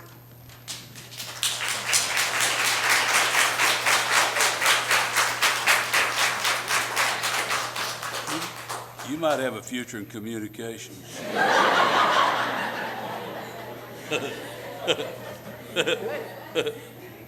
Oh, it's great to hear young people talk. Especially like that. Stephanie Perez. Stephanie Perez. Hard act to follow, huh?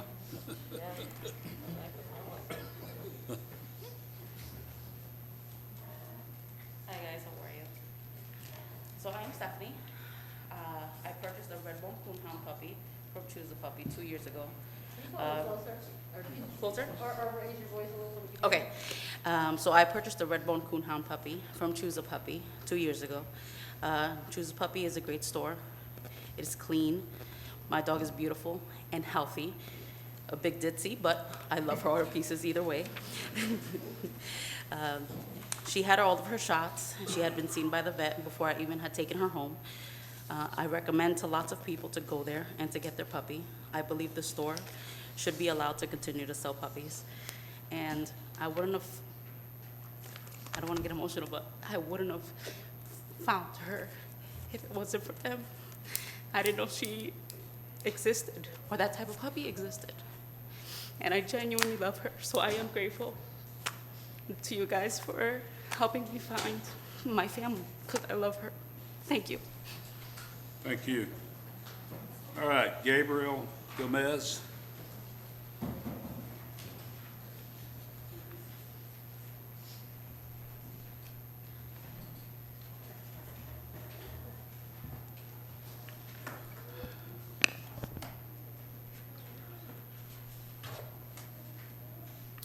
Good evening, City Council members. My name is Gabriel Gomez, and I live in Orlando.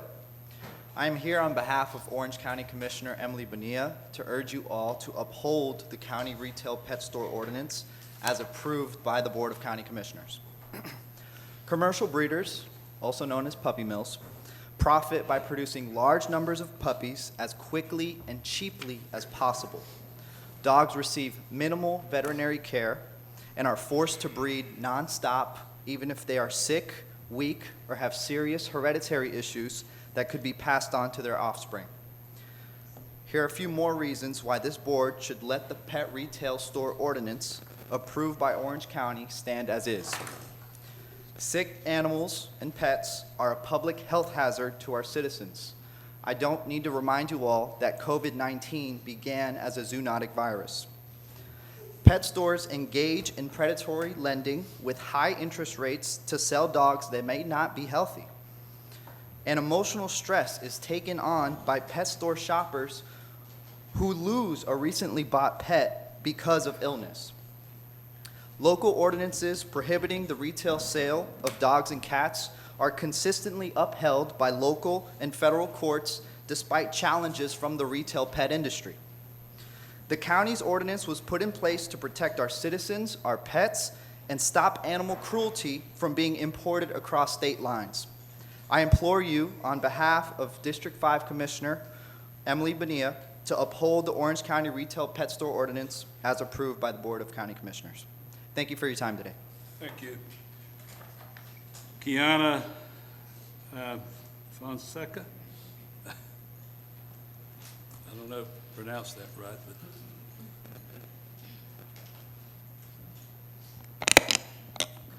Hi. hello. My name is Kiana. I'm from Orlando. I'm a former employee of Choose a Puppy.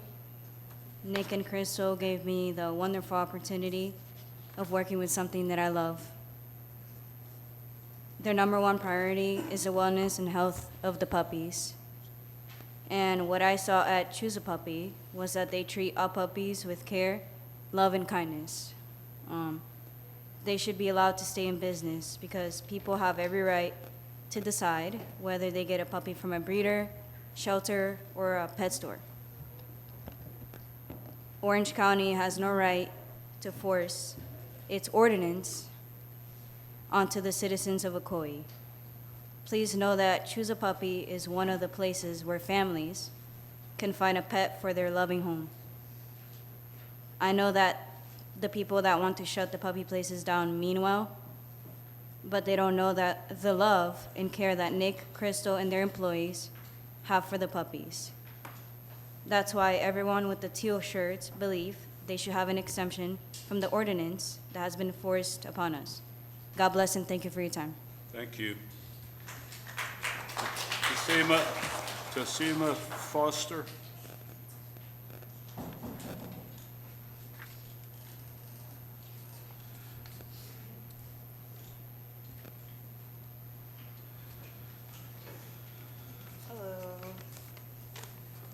Hi, my name is Tashima Foster. Pull that mic up. Can you hear me now? Thank you. Hi, everybody. Okay, so my name is Tashima Foster, and I live in Orlando. I am a single mom of 4 kids, and I also work at Choose a Puppy. I love them, by the way. And then this job has given me an opportunity to be able to pay my rent and on time and be able to pay for my car too as well, and also give my kids a better life. Working at Choose a Puppy is the best opportunity I ever had. I love being able to work around people that care so much about the puppies. I've already learned so much of life skills that would be able to help me and look forward into working at Choose a Puppy for a long time. Please vote and allow them to stay in the business, also as selling puppies, because they're also doing a really good job. I really love you guys, by the way. Thank you so much. Thank you.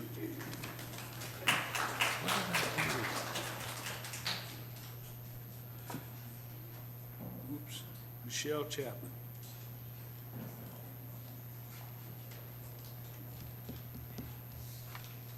Hi, good evening. My name is Michelle Chapman, and I'm a resident of Winter Garden.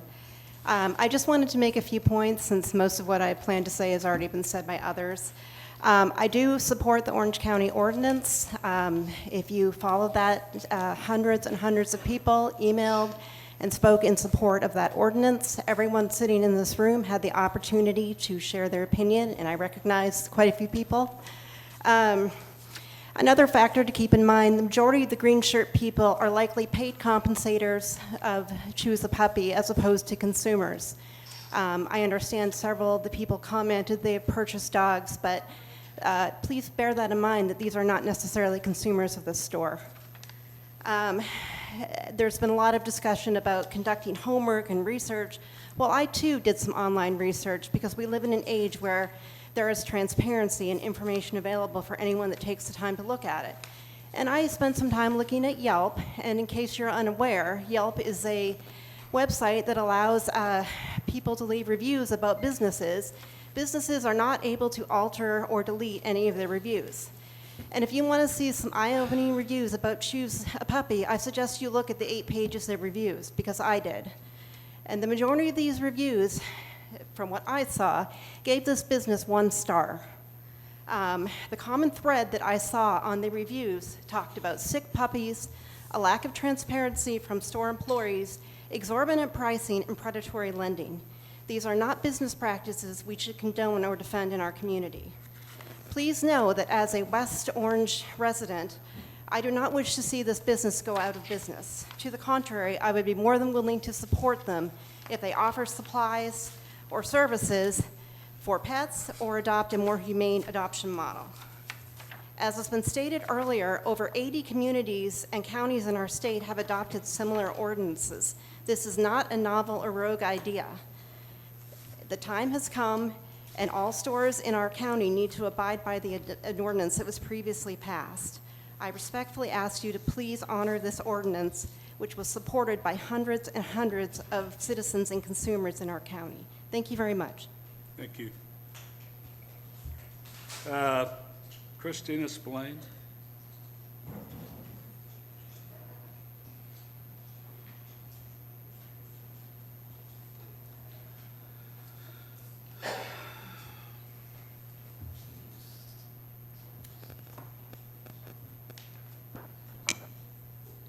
Hello.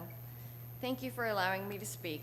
My name is Christina Spillane, and I am a volunteer of Pet Alliance of Greater Orlando.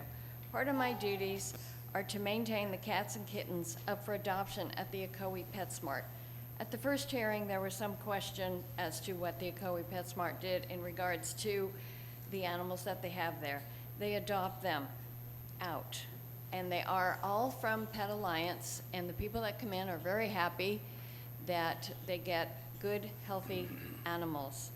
I would like to urge you to not allow any store to sell puppies and kittens or bunnies that are bred specifically for the sole purpose of selling and making a profit for the owner. These pet stores can make a good profit by selling supplies like PetSmart, Wolfgang Bakery, and Gracie's in Winter Garden. As a Pet Alliance volunteer at PetSmart, we adopt out mostly cats, but we do have adoption events where we bring dogs for adoption. Both cats, kittens, dogs, and puppies are surrendered animals from folks who no longer want them. They do not come from puppy mills unless we have rescued them from puppy mills. They are not adopted out for the sole purpose of a profit. In fact, the tiny fee we ask adopters to pay doesn't even cover for our costs incurred for vet checks, vaccinations, treatment, food, and shelter. The animals that are bred solely for the purpose of selling in pet stores come from mamas and papas that do not live a loving life. While the puppy or kitten or bunny that you're buying from that pet store may look healthy, the mamas and papas of those animals are treated inhumanely, especially the mamas. They are forced to mate, forced to nurse. They are not fed the nutrition that they need, thus depleting all their nutrients. Once the puppy, kitten, or bunny is old enough to sell, it is taken away from the mama, and the mama and papa is forced to do it all over again. We have seen the photos and heard the stories of the unsanitary conditions in which these mamas and papas are forced to live. When they get to the point they aren't able to breed anymore, they are killed. They never see the love that any animal from Orange County Animal Services, Pet Alliance of Greater Orlando, or other animal rescue organizations provide for their animals. We screen adopters to ensure the animals will continue to be in a good home. I urge you to not allow any store to sell puppies and kittens and bunnies that are bred for the sole purpose of giving a business owner a profit. By ending the puppies, kittens, and bunnies for sale, you will effectively be ending the supply chain that feeds the puppy and kitten mills. There are other animal products these pet stores can sell and still remain in business. Thank you. Thank you. Okay, Ms. Chapman. Did I already call Michelle Chapman?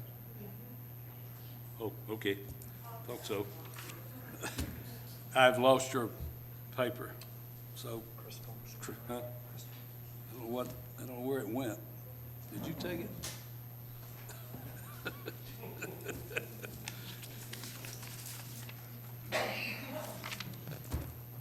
don't know where it went.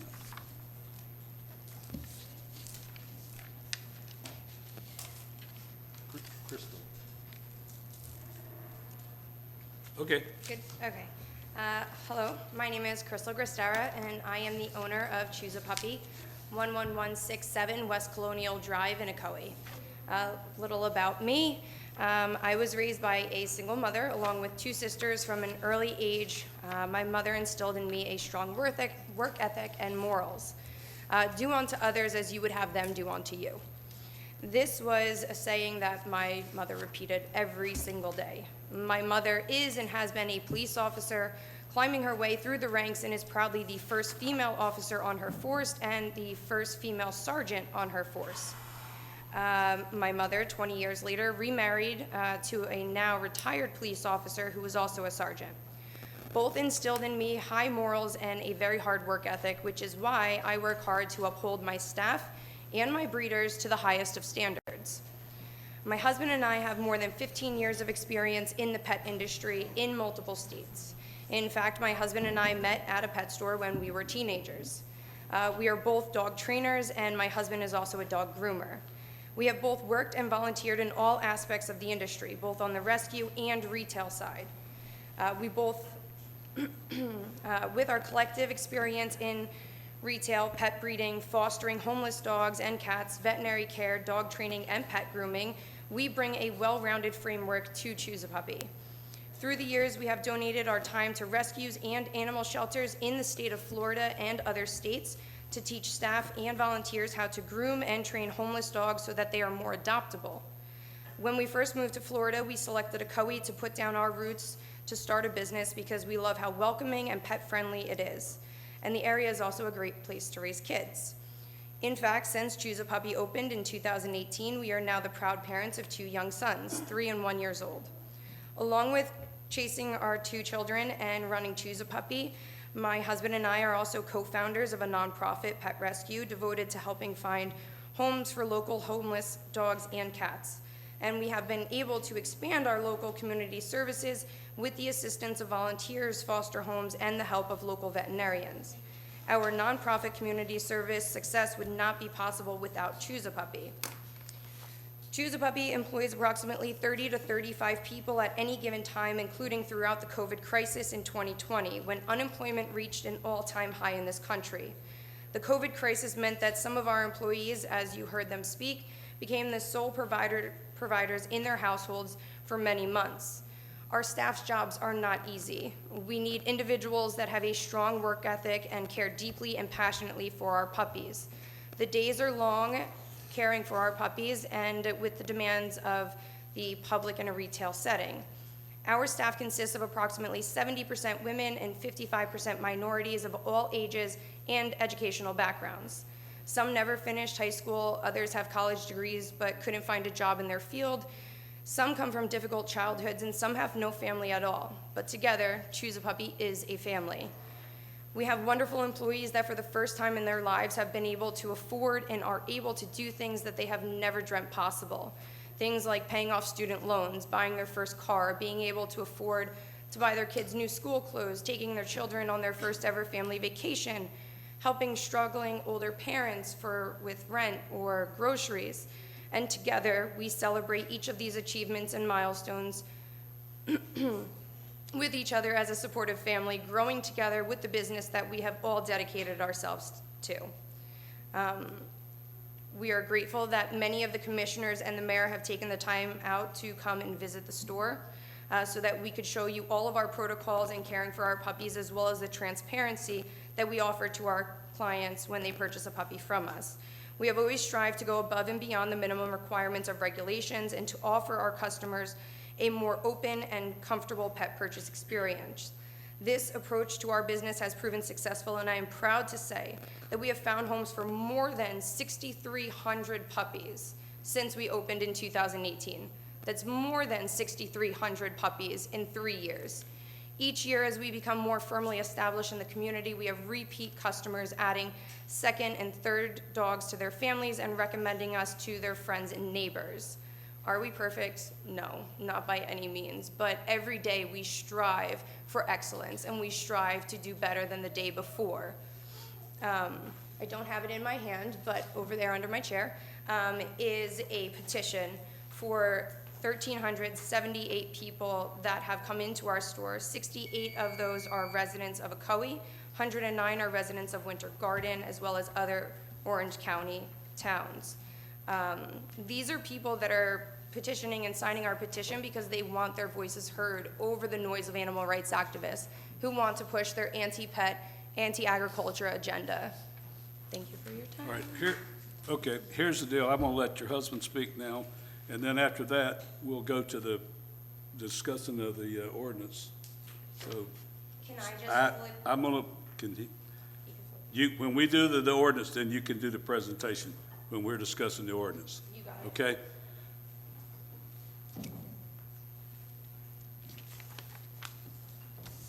Thank you for letting me speak. I will be quick. My name is Nick. I'm with Choose a Puppy. I just wanted to make a few comments about some of the things that you guys heard today and add some clarification. First, I would like to thank you, Mayor, Commissioners, and city leaders for taking your time and being patient with what is going on tonight. To the woman who unfortunately had a ill puppy from us, I'm sure I could speak on behalf of everyone in a green shirt. I can't see her, but we are truly sorry. That is not something that we intend to do. That is not something we ever want to happen. It is not good in many ways from perception of our business and including the guarantees where we have to cover up to single the purchase price for the first 14 days for anything contagious and then 1 year on anything congenital hereditary. We truly are sorry. She did pass a comment about Sherry Gillum, and it is a breeder that I'm familiar with. Just at a quick glance, she's had 2 licenses under USDA. Both of them span from, one started in 2014, went up for about 2 years, and then opened a new one, and went up to 21 is her last inspection. It's 11 inspections between the 2 licenses, and she has received 0 violations. Now, why this is important is because a lot of people like to say that pet store puppies come from puppy mills. And although not all pet stores are created equal, we do like to primarily deal with USDA licensed and or state licensed breeders. This is 263 pages of what we call the Blue Book. This is the Animal Welfare Act and animal regulation that is all licensed breeders are subject to. This goes through everything from record keeping to enclosures, primary enclosures to veterinarian practice, building, pest control, you name it. Basically, it's all in here. It's actually so important that even the State Department of Agriculture's lean on this book, and their regulation is based off of this. This is a science-based regulation. This is not emotional-based. It's all science-based. So much so that even Orange County has some animal regulation that is taken right out of this book. So you can see how the importance is. So when you are a breeder and you have 263 pages that you have to kind of figure out, learn, and navigate, you can easily see that this is not an easy task. And violations can happen for any reason, really.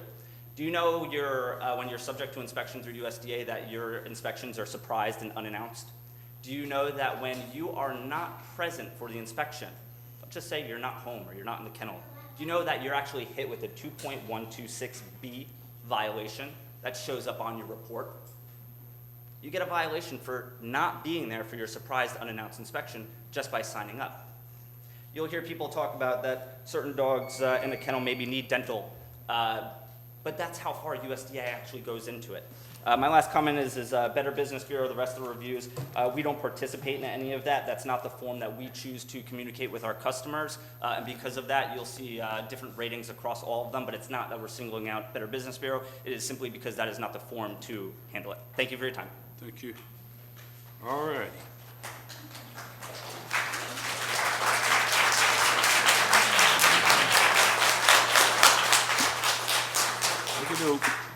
All right, we've gone through all of them.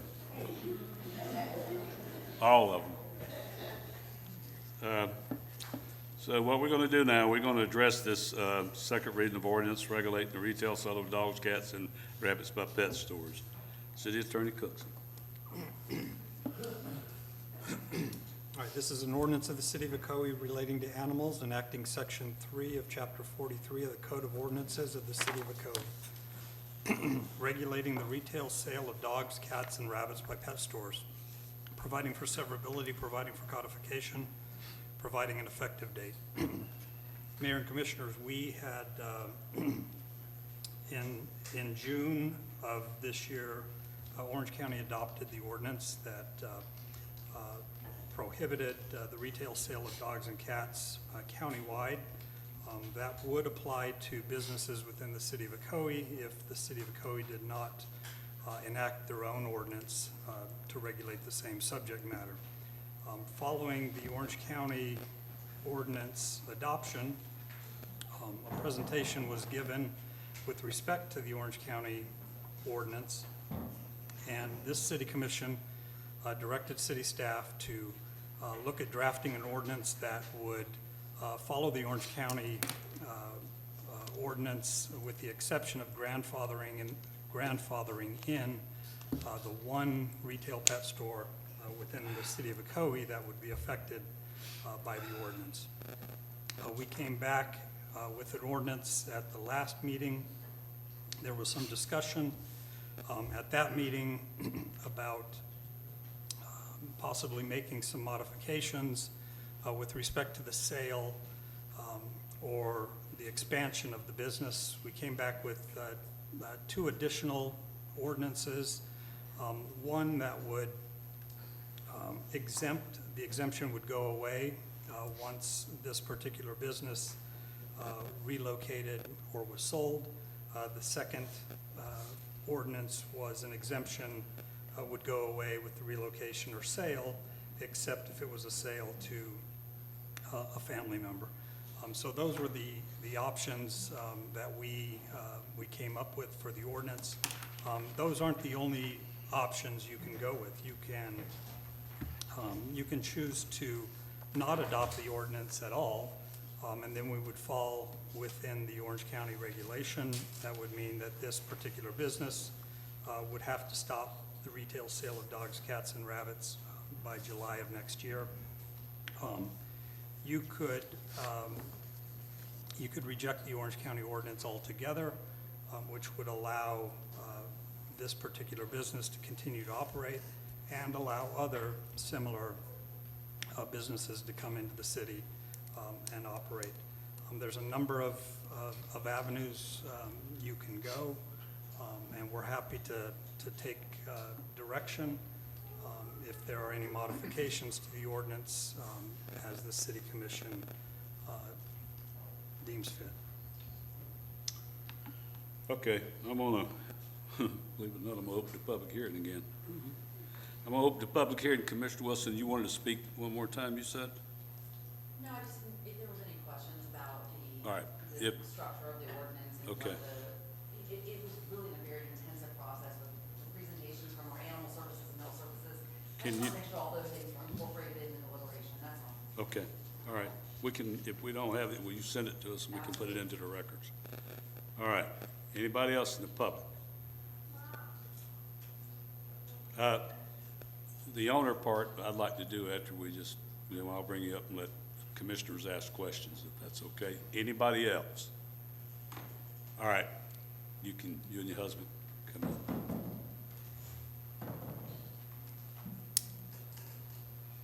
You wanted to show something? How long is that? Not even 2 minutes. Okay.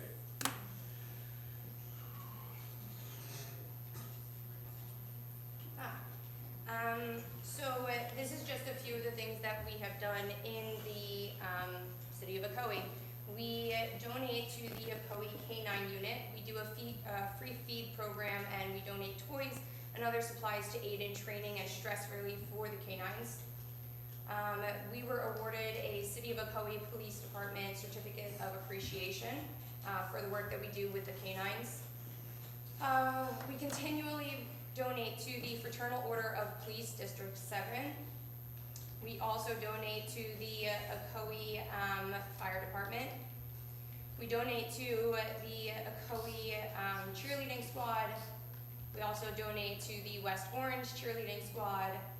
We host the Pet Shots Are Us, where that's low-cost shots for anyone So everyone would come in front of our store the second Saturday of every month and receive low-cost vaccinations for their animals, whether they purchased from us or anywhere else.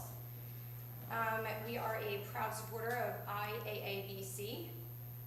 We do a hero appreciation discount. And the future, we are going to be hopefully doing Ocoee scholarships. We are committing to creating annual scholarship programs in Ocoee in the amount of $20,000.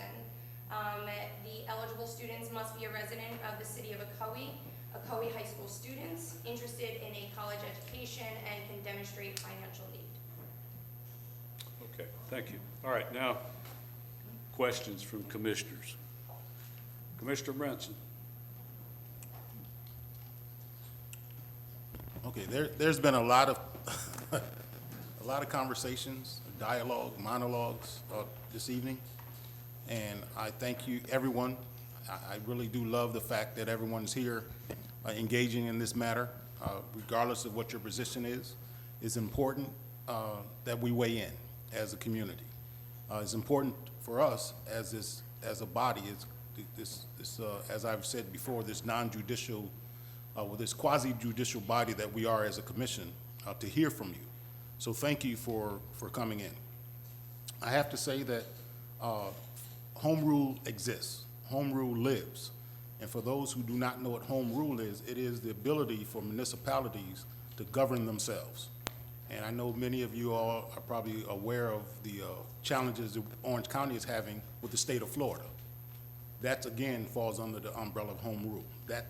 What we're talking about tonight, falls under the umbrella of home rule. So thank you for allowing us to exercise our right to govern ourselves. This is important. And the first things I'm going to talk about that I know I've spoke with Nick and Crystal before, and it's important that I make sure that other people know that I spoke with them. There's been some things that have come up tonight that causes me concern. And I'm going to mention one of them because I've not really talked with you about it, and that is predatory lending. And predatory lending is something that is such a huge problem in America. And so, but in and of itself, it's problematic. So I would like you to tell me about this allegation made against you regarding predatory lending. Sure. So we, at any given time, can offer 3 to 5 different financing companies.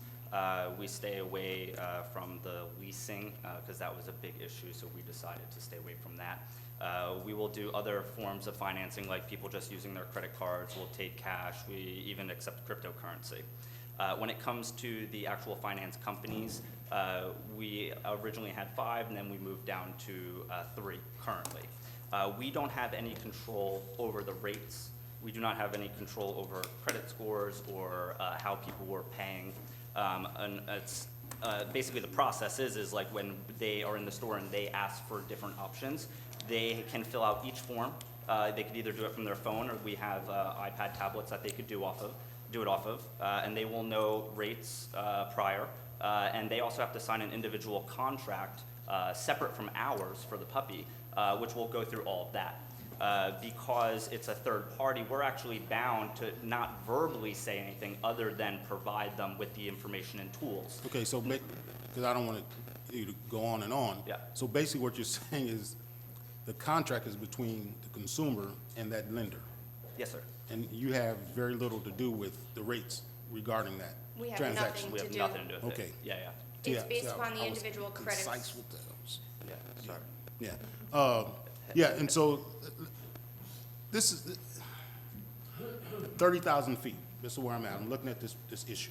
And what I'm looking at is someone is cutting off someone's nose to spite their face. If this is an issue, because I keep hearing the term puppy mills. Are you guys puppy mills? It depends on whose definition. Puppy mill is an undefined derogatory term used against breeders. Are you a breeder? We are not, no. So a puppy mill is normally a breeder? Generally. Okay. Yeah. So my question has to be, in my mind, why not go after the puppy mills? Why are they going after stores? and I'm not understanding, and I'm not even trying to be funny, I just literally don't understand. What? Hang on. No. What? So now that we have this issue before us, and I've said this before, and I don't know if I shared this with you, but I'm of the mind of many other people in positions in government, and that is the role of government is to protect the public. Number one, without question. And sometimes we have to protect the public from themselves, right? I believe what Mr. Hodge said, that it can be a bad precedent if our ordinance is worded wrong. And I do mean worded wrong because we're setting that precedence, and anyone who comes after that can point to that ordinance as an indicator of what should or should not happen. And that may not be the slippery slope we want to find ourselves on. So when I look at what you guys are doing and what is being said, where I think I wrote down 25% of purebreds end up in shelters. I mean, I don't know if I, as a parent, would want to adopt an animal that was homeless and that was rescued from the streets.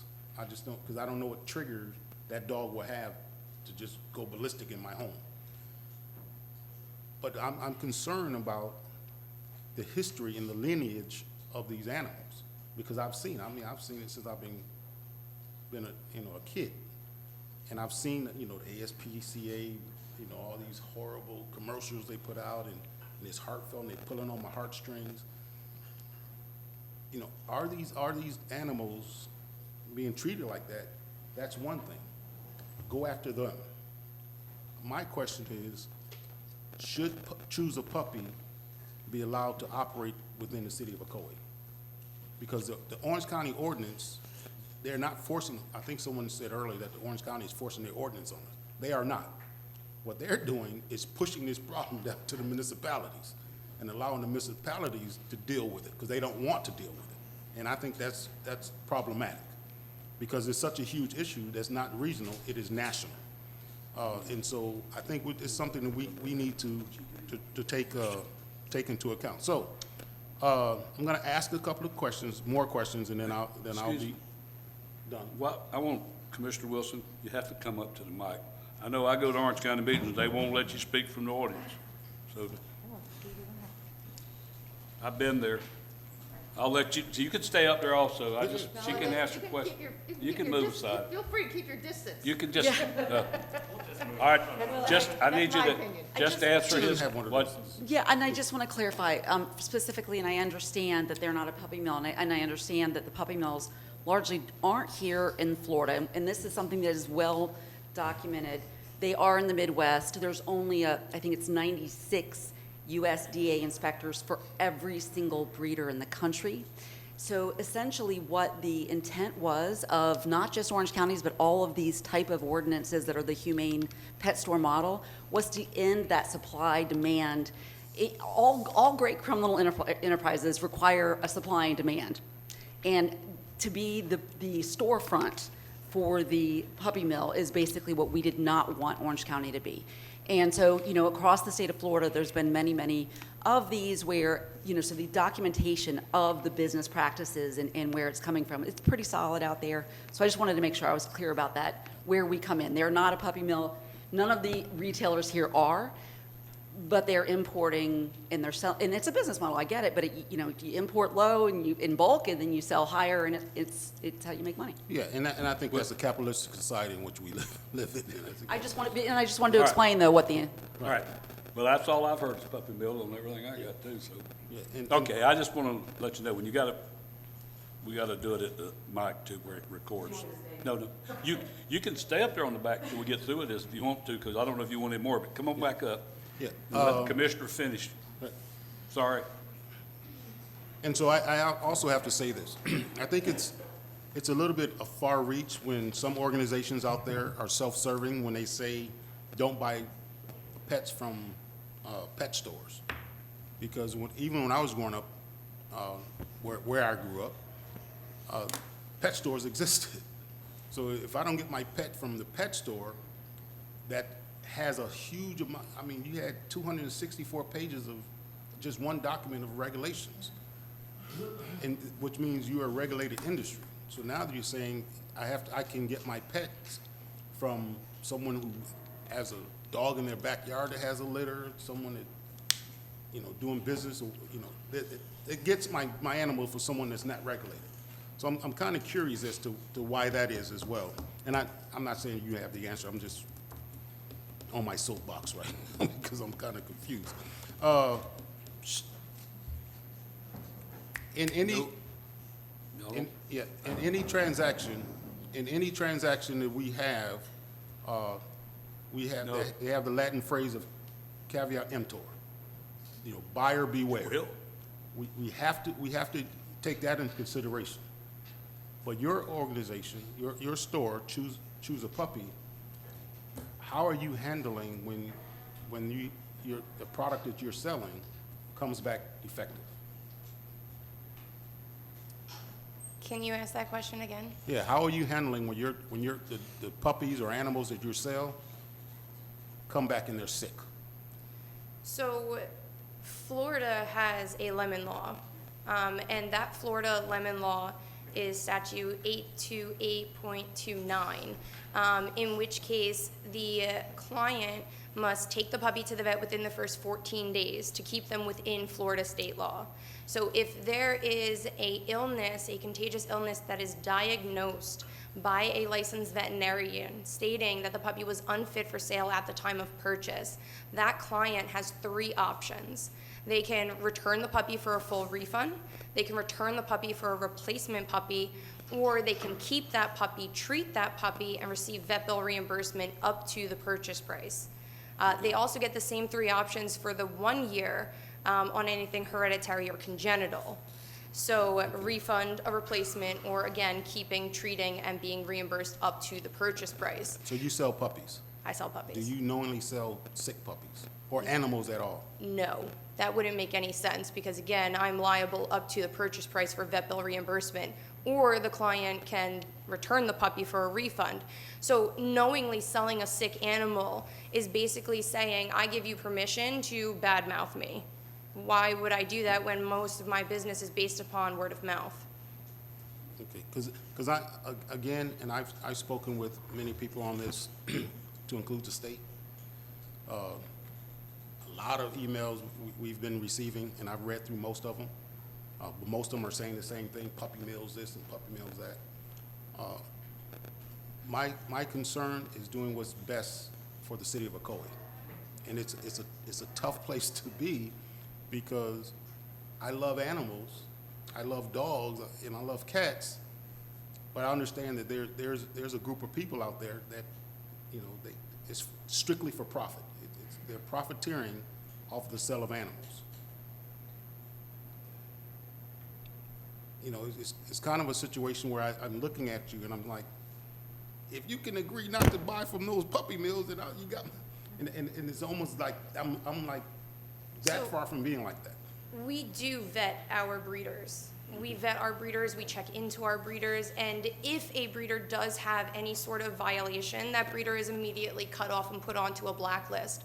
And now, look, the USDA website is updated periodically. It's not an instant, there you go, Google search. So as we do check and as we do buy and as we do speak to our breeders, because we do speak to them, we are constantly updating our records and making sure that everything is up to par. Now, yes, we found out that there was a breeder who had accumulated violations, and guess what? That is no longer one of my breeders. And you know, with us, we do our due diligence. We try our hardest to make sure that everything is up to par. Before Orange County passed this ban, we were guaranteeing for the life of the animal against birth or genetic defects, canine diseases, hip dysplasia. And we would not be able to do that if we were dealing with substandard breeders. Right. And that's, I think that goes to my point, because my next question, I think this will be my final question, is how do you know the medical or the health, because in the business that you're in, especially the business you're in, housekeeping is important, but record keeping is as important, if not more important, right? So how do you know about the medical and health issues of these animals that you're getting? Because God knows wherever you're getting them from. Technology has kind of changed the purpose-bred pet, where we are primarily, remember, we're second generation, so we grew up in a time when it was all fax machines, and we couldn't understand. And that's where, using the internet, custom databases, we're exchanging information digitally and immediately. So for a puppy to even to come into Florida, they have to be vet examined and have a fecal test. We get that at the time of an invoice, to keep it simple, right? But even prior medical history, they will also provide us on an invoice. I'm just trying to make it simple, but it'll be a full medical history report on that puppy, including what it has to be done to just get into the state. And every purchaser of puppies gets that medical and health report? Because of the way Florida works, we actually have to give out an official Florida health certificate for each puppy. That is actually, we can't change it.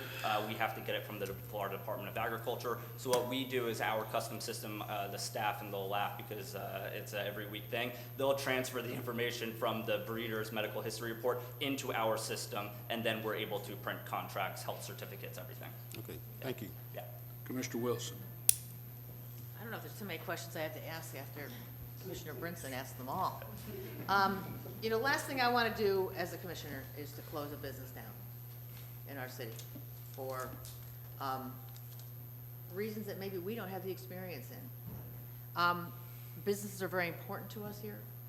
I have visited your facility. I'll make that bring that out. I was very impressed with it. Yes, it's very clean. And I commend you on your staff because it seems as though they're hands-on and they're speaking very highly of you. I told you back when I met you that I spent 5 years working for a shelter for Humane Society in Volusia County, and I was their education director for a while. And back, we won't say how many years ago, that puppy mills weren't really a discussion item. People that I ran into came in to get a mutt, as we call them, okay? But I realize there's folks that want a purebred dog, and they're going to go to any length it is to get that dog. They don't want the mixed breed that maybe I had, not that I always had. Okay. I was never opposed to going to a shelter to get a pet. I think all of ours were from hand-me-down, shouldn't say hand-me-downs, but someone couldn't take care of it, so we acquired it. But the concern I have is the puppy mill, this part of it. And we've been reading a lot about puppy mills coming in, because I've read all the emails that everyone has sent. And trust me, I know that I copy and pasted a lot of them, but a lot of them were generally just some statements that folks had. They spoke from their heart. But again, it always comes back to the puppy mill and the terrible conditions that we see in puppy mills, the terrible conditions you see in the transport vehicles. And that's a concern I have, because again, we want to protect our residents. We want to protect the community. But that's a concern I have. And I guess I know that Commissioner Brinson already asked you that, but I guess I want some reassurance that you're not dealing with these puppy mills. And how do we know you're not dealing with these puppy mills? And how do we know that the transport of them we'd never want to see a pet in a condition that we see on TV, or we see in the news, or we see on the internet. And I guess I want some reassurance, because that's my concern right now, as for the business in Ocoee. So I guess how are you going to reassure me, or our population here, our community, that you're not dealing with these puppy mills that I see on TV, or I see in the news, or I've seen on the internet, in these transport vehicles? What can you tell me? So the way we process our breeders prior to even purchasing a puppy, and the way we ease into them, most of our breeders that we deal with, or our breeder representatives that handle breeders on our behalf, are actually either second generation, where I grew up with them and their parents worked with my parents for decades. So the primary source of our puppies are coming from multifamily relationships where we know majority of them. Now, when we're bringing in a new breeder, whether it's someone that maybe made a recommendation but where we're purchasing directly from, this is a situation where we use the air of caution. We will stay more on top of it. We will request kennel pictures in most cases. We will request any other sort of documentation that we could use just to get a better idea. And more importantly, when we're actually talking to them, we just use kind of common sense. You know, if we ask for all of their, Missouri State Department of Agriculture inspections, and they're a little hesitant, or they're missing a year that's not a COVID year, that's a red flag. So as we're going through this process, we're also looking for any sort of red flags. Along with when their first puppy comes in, we like to see the condition, how well they're socialized, because you can easily tell the difference between an 8-week-old puppy that is socialized and that is not socialized. So all these factors just basically turn into red flags for us, and then we go from there. And that's where we either keep them on our buy list or our do not buy list. I could go on about this for like all day. It's very time-consuming and complex. And I look at your website, okay, and you see the picture of the kennel, but what you don't see is the inside of the kennel. You know what I'm saying? It's great looking at someone's house, it looks lovely. Yep.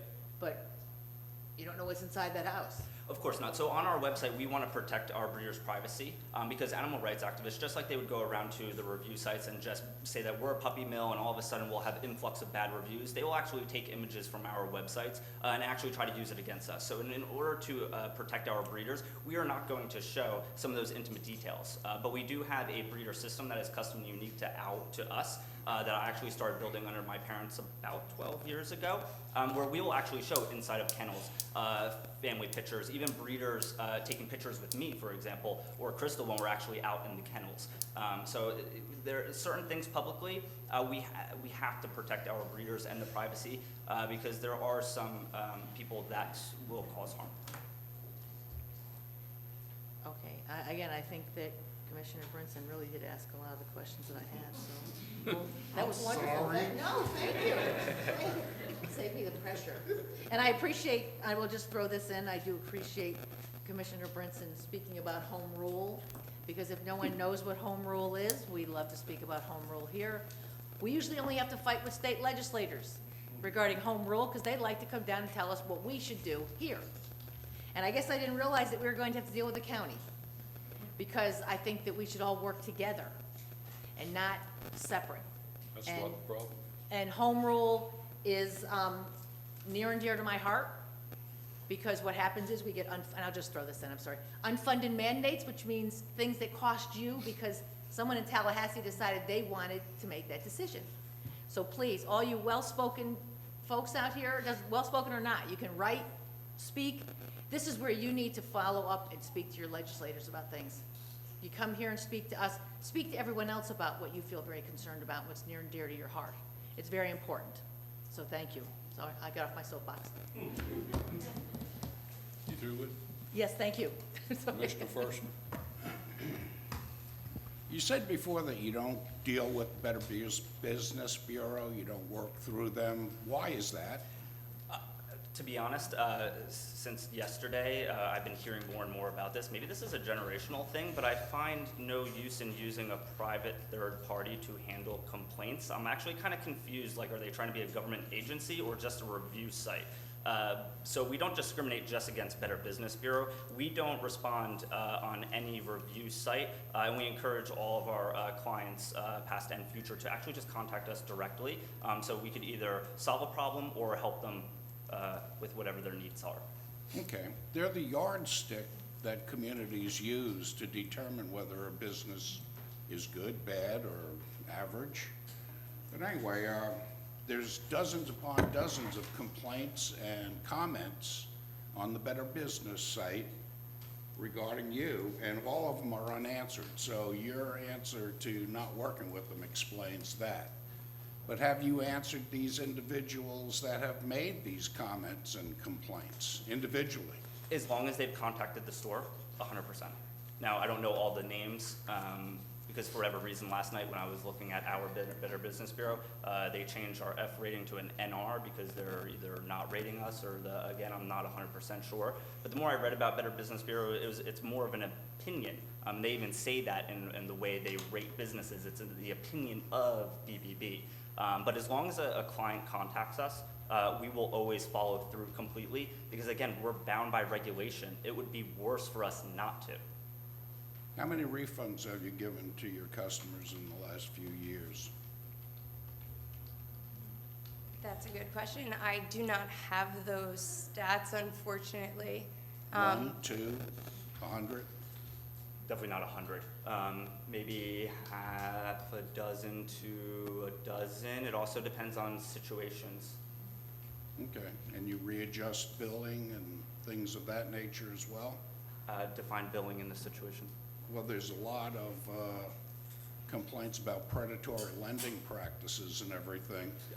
So- Do you just take a hands-off approach on that? That's their business with the finance company, or? No, so we have, one of the only rights we have actually as the merchant is to cancel the contract. So if we are refunding money and they paid by one or multiple finance companies, we, during that process, will, just like we would refund a credit card or, cash, we would be able to go into the system and cancel the financing.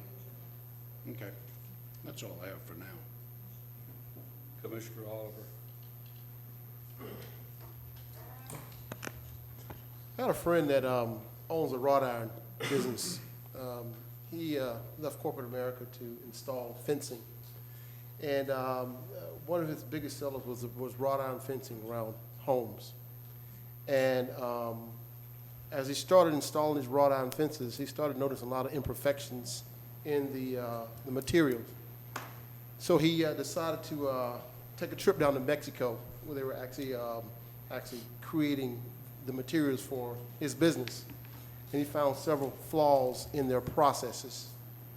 And with that, he decided not to do business with them anymore. So he found another supplier, I think in Venezuela somewhere, or another country. But my question is, my first question would be, how often do you actually, how many breeders do you deal with in an annual basis? How many breeders would you actually say that you come in contact with, that you get your puppies from? So the exact number I don't know. I'll be more than happy to get back to you on. Is it more than 100? It would have to be, yes. Is it more than 200? I would probably say it would be around the 200 to 300 if we're including hobby breeders where they're, Australian cattle dogs are running cattle and we get a few puppies a year from them. So let's say it was 200. Now, my friend was able to take one trip to deal with one supplier. You're talking about 200 to 300 suppliers. Is it safe to say that there's no way possible that you can actually visit every breeder that you deal with and actually take a trip with your puppies from the time they're bred to the time they're transported to the time they reach your facility? And I'm thinking it's safe to say that you probably can't do that with all of them, but have you done it with any of them? Repeat your question. Have we gone out and visited our breeders? Well, went so far as to visit your breeders, take an inventory of what you're purchasing from your breeders or whatever type of pedigree that you're trying to purchase for your customer here in Orlando or here in Ocoee, Florida, and follow that puppy from the time that they were prepped from the breeder to transport with that puppy all the way to your store. So we have both collectively, I think me slightly more since we had kids.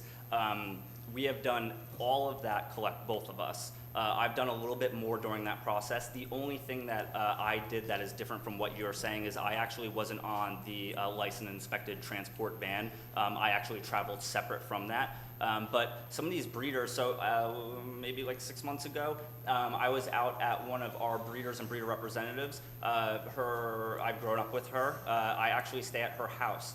So to give you an idea, this isn't just like getting a red roof in and going to see some breeders. A lot of times this is like a week to a week and a half stay where we're doing massive tours. That round I was in Iowa and Minnesota because when you make a commitment going to one of those states, you're gonna do what you can in order to visit as many as you possibly can and check in on as many as you possibly can.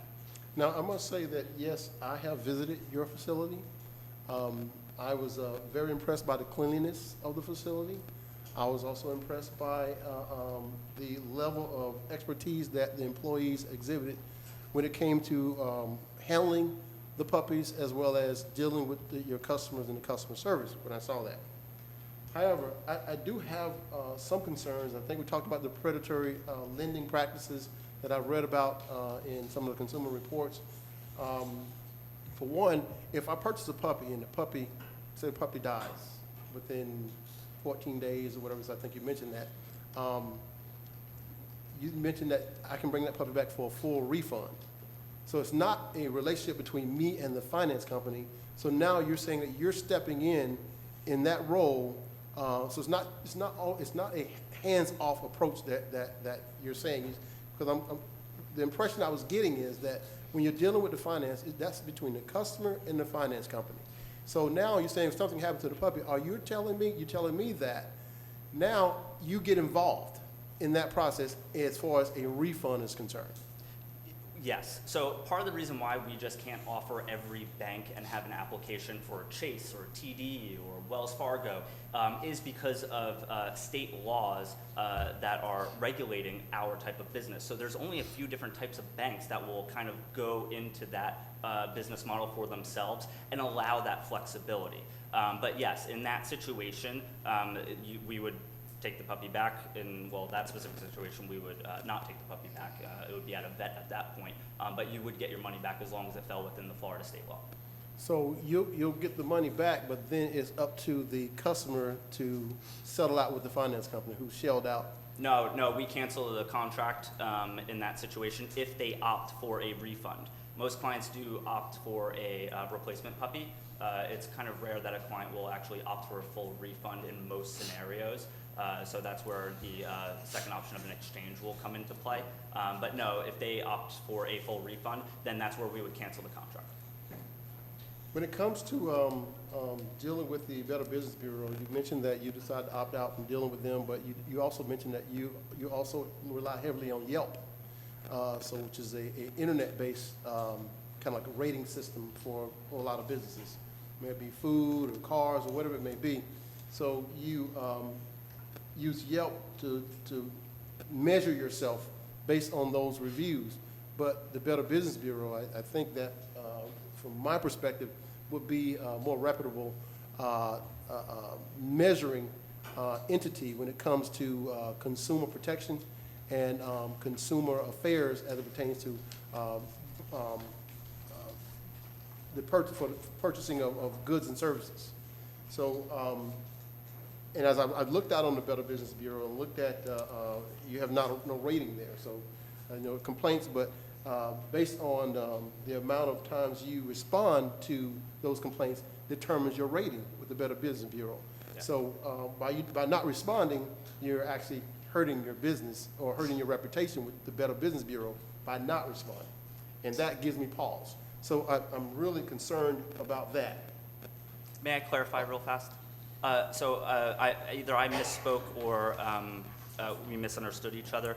I don't rely on Yelp versus Better Business Bureau or Google over those. My point is that I treat all of those review sites as an equal playing field where we don't respond to any of them, and that's where we encourage our clients to contact us directly so we could rectify anything. Okay. All right. So one of the things that we've talked about tonight is home rule. And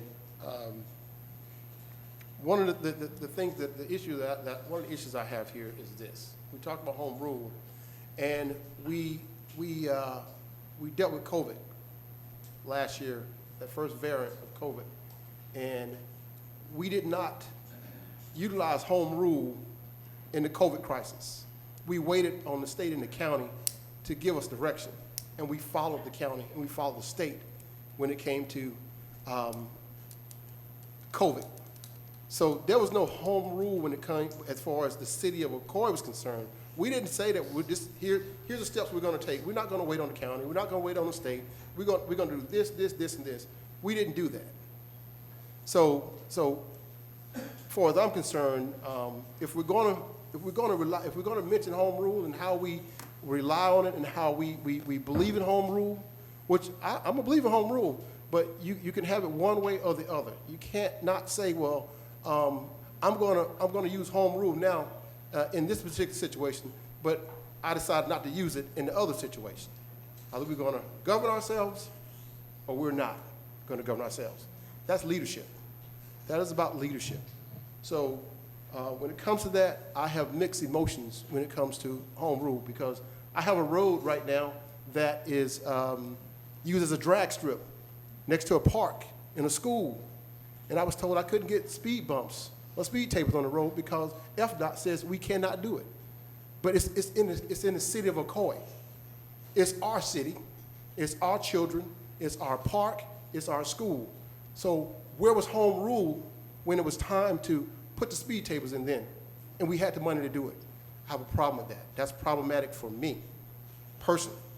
So here, when we look at what's going on here, and I believe that the county decided that they didn't want to get involved in a national issue as it pertains to, we use the word puppy mills, which is seems to be a bad word.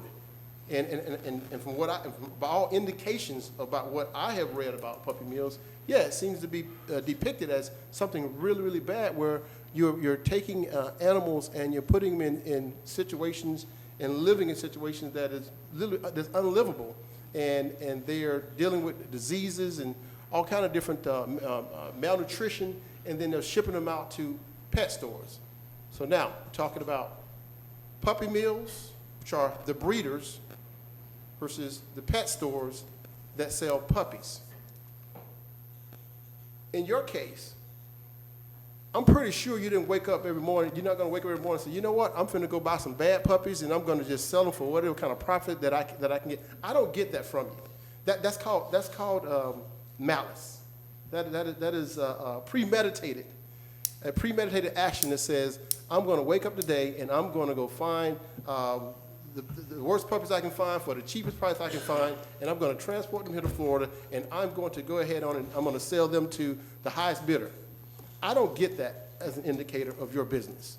This is not the business model that I don't think that you guys, you live by or work by.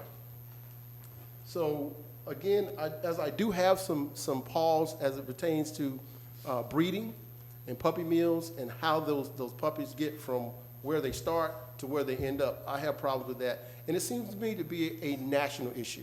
That is an issue that our federal government, through the USDA, should be regulating. Which brings me to my last question is, how many times have the USDA inspected your facility? USDA? Yeah. We are not licensed by USDA. We're licensed by Orange County Animal Services and the Florida Department of Agriculture. And anytime there is a complaint with Orange County Animal Services, whether it's anonymous or non-anonymous, they must come out and inspect. And they have come out because people will call and say, well, the puppies are shivering or the puppies don't have water. You've all been to our facility, you see that there are water bottles, food bowls, and sometimes multiple. But anytime there is any sort of complaint, they must come out and inspect our store, and every time they have, they've never found an issue with our store. Okay, so in the past 12 months, based on any inspections that you've had, there have not been any fines or any sanctions as a result of those inspections? Never once. All right. I don't have any more questions. All right. Couple of things. Home rule. Been dealing with home rule for about 35 years, which seems to be, I don't think it's ever going away. It's been an issue as long as I've been around, and I've been around a long time. Home rule means to me, home rule is it's our option whether we put the speed bumps or not. We get to decide. We, as 5 of us up here, if we vote to do the speed bumps, we do it, but it's still our option to do it under home rule. So home rule means what it means. It means we have the option to do it. If we vote on it, and that's what we're elected as our city commission, our city citizens, to do that job. Loans, it's no different than getting a loan on an automobile. I know plenty of people, I know when I was a young man, I had to go to a loan company back when I was out of high school and working and trying to buy a car, loan companies, and got interest rates that nothing I wanted to pay, but I paid it because that's what I had to do to get a car. So everybody takes their own initiative. When you go to get a loan, it's your responsibility to deal with that.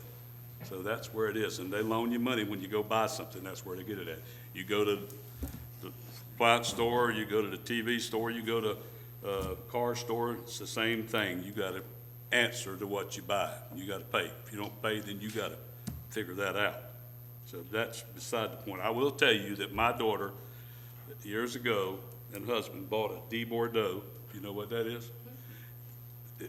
They went to this big high dollar breeder up in Minnesota, paid $2,500. This is back 20 years ago. They'd have been better off to go to a place like this because it was here local, they could deal with them. They couldn't deal with that person up there, so they bought that dog, and that dog was never healthy. It's a great dog, but it was never healthy. So what do? They cost $2,500. So it don't matter where you're at and what you do, there's problems with everything. Problems with a car, problems with your house. I got somebody right now I'm dealing with a big deal on the house in one of our subdivisions that bought it. So it's nothing but problems on everything we do. But it's our jobs, and I'm not for putting, nothing against them, I'm not for putting just one business down on that thing. It opens it up to anybody in business. We can't just say, these people are gonna be the business. It has to be, it can be open. If we leave our ordinance, that ordinance has to say somebody else can do that. That's against the rules of business in our government, city government. So, everybody, I will commend you that everybody did a good job. I have sat through some discussions with people before, less people than y'all were, and it has not been good. But you did a great job. Everybody kept their calm and kept their cool and did, the way it's been. I'm really impressed with you young people to get up and talk. You're doing a good job. Keep it up. One of the things about being in these days and times is speak your piece. Dealing with Orange County government, we deal with them on things. It's always something they want you to do when they don't do what you want them to do. But it's like he said, we've got problems where the red lights, they take our tax dollars, they don't want to give the money back. They take. Are you going to open animal services? Huh? Are you going to open any animal services?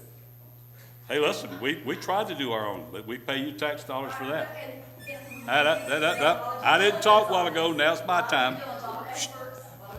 Next time I come to your meeting, you let me speak up, and Mary Dimmons tells me to be quiet, I'm gonna tell you. With great respect, I would do that. I would treat you with the utmost respect. I know. So I'm telling you, it's Orange County, Commissioner Oliver's right about the lights. We pay money out into the county roads to put lights up, and we don't get, every citizen that lives in this city pays Orange County taxes, just like you do in the city.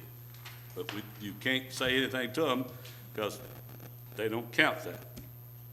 So you figure up how many 18,000 houses pay an average of $500 or $600 a month into the county. So it'd be nice if they could pay a red light instead of going out to Avalon. What's that place called out there? The rich area where they're putting all the stuff, the money into the Orange County schools and the Orange County government. Horizon West. Yeah, that's it, Horizon. So if you want to see where your money goes for your tax dollars you're paying here, and you live in the city, go out to Horizon. And here's another thing, and real quick, and I'm not going to get into politics because we're nonpartisan up here, which some people ain't, but you're supposed to be. We are nonpartisan. But I heard some people talking one night about government in Tallahassee.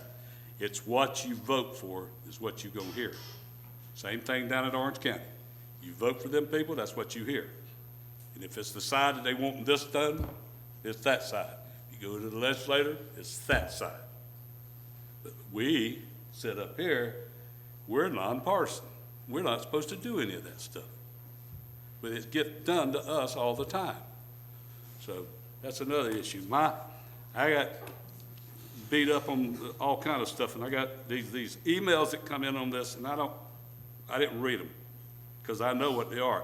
They put all of them's a standard sent out by somebody through the United States that comes from everywhere, and they put Ocoee in their name, Ocoee. Then not one of them lives in Ocoee. So throw that out the window. So I want us all to pay attention to what we're doing, because if we're going to do this, we can put stipulations that we can put a 2-year thing that we are taking a responsibility to make sure they're doing what they're supposed to do. We're going to take the responsibility to say, hey, if you're not living up to the code of what you're supposed to be doing, then we can stop you. So if you do that, then you live by it, and we can inspect you. It's our responsibility. We're going to vote on that ordinance to put you there. But like I said, I don't see how we could ever vote to have one business at that process. Like I said, I've listened to a lot of talks and a lot of doing, I just want you to know that we're here to do what's right for our citizens in the city of Ocoee.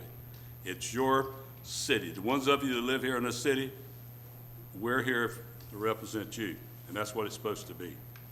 Like I said, I take pride in our citizens in this city.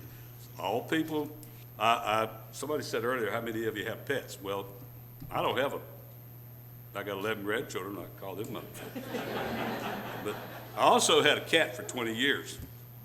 Now, I often tell people the only woman in my house that loved me was that cat. So, and I told my wife that, but she didn't believe me. So I do like animals. My son, who hated dogs all his life, has 2. And I can't believe it. He has 2.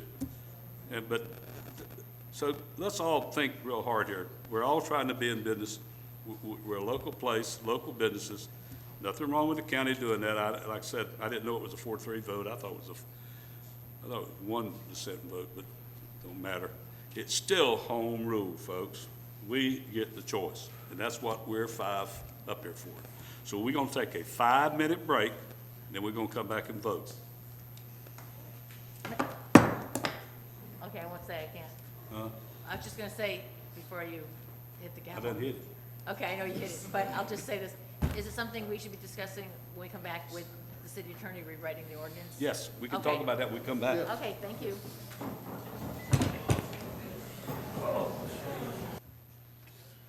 All right, we're gonna commence the meeting back in order. Where's Commissioner Wilson? All right.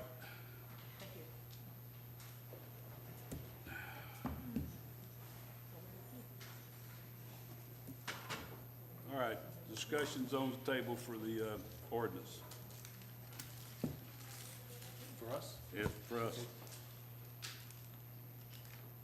Well, if you're gonna open it up, I was gonna go ahead and, are we looking for motions or are we just discussions? Well, you take the motion, then we can do the discussion. Okay, well, I would like to make a motion that we amend the wording of the proposed ordinance to restrict the number of pet stores within the city limits and grandfather, choose a puppy into our city. I love the, how many did you say? I didn't say a number, that's Okay. probably I like needs to be that. part of the I like discussion. that proposal, okay. And that's a motion? That is a motion. Well, we probably ought to have a number if we're gonna restrict the number. Okay. I'm gonna say 1. Restrict the number of pet stores within the city limits to 1 and allow choose a puppy to be grandfathered in. So All right, one in addition to choose a puppy can continue to operate, and you would let 1 additional in. No, that's not what I'm saying. Okay. But I think that's good, but what I was saying was, the limit in the city of Ocoee for pet stores would be 1. And right now, choose a puppy would be that 1. Okay, so isn't that the current ordinance, or the first ordinance that we've talked about, that we were going to grandfather this particular business in? They can continue to operate in Ocoee, but no other businesses that have the retail sale of pets could come into the city. Correct, but what we also said is if that store closed or changed ownership, then that would be it for pet stores. And that's not what my proposal is. I got you. So if they went out of business, or if they moved, then Another one could come in. Another one could come in, but no more than 1. Correct. Okay. all right. I'll wait to discussion. Do I hear a second?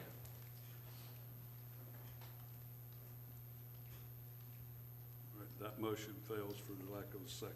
I'd rather a discussion right now instead of going to a motion so that All we right, can let's compile discuss. things. I mean, it's not, I'm not. No, I again, get it. I think that before we get to the point, before we get to the point of a motion, I'd like to discuss how we can adjust this ordinance. I really don't like the idea of limiting to 1 pet store, No. but the thing is that we can become like we have something on the agenda tonight regarding storage.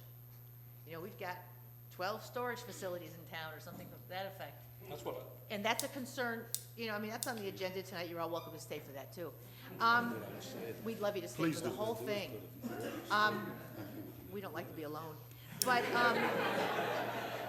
the thing is that we do have, I don't know if it's 12, I'm sorry, I read it, but I have to go back to it. And that's a concern I have, because I don't want to be a self-storage town, but I also don't want to be a pet store town. Well, You know, so it's a concern, and I also want to be concerned with not buying from puppy mills. You know, these are all things that are going through my head that I have a concern about. In order for you to remain in business, or for this to be a viable business, we want you to be respected, which I'm not saying you're not, but I mean, that's what we're looking for with our businesses. So I'm sorry, that's my comment Well, right here. Well,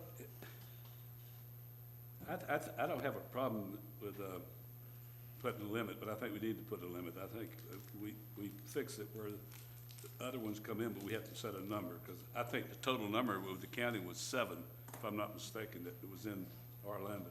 That's what I was told. And it's just like you said, I just said it to the lawyer a while ago, the problem is we can put ordinances and resolutions or ordinances on things to stop the number, just like we have, we're in the areas where we're doing self-storage, you know, we put a thing out that's gonna handle some of that. So we can do the same thing with this. So we put a limit on how many we have. And I don't, they keep saying, tonight I heard, well, it ain't puppy mills, so I don't even wanna hear puppy mills. I read that enough in the last 2 days. I'm gonna dream about puppy mills. So, and I don't get to sleep very good anyway, so.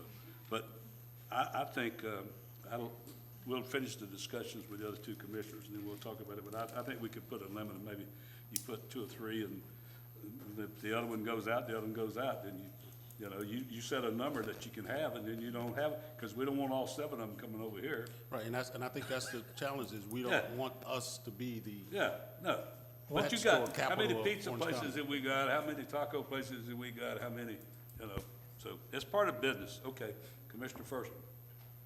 Back in April of this year, I was contacted by a Miss Jenna Jensen from the Humane Society, and this is prior to Orange County taking any kind of action on their ordinance. And she asked me to support that language in their ordinance, and I told her I would.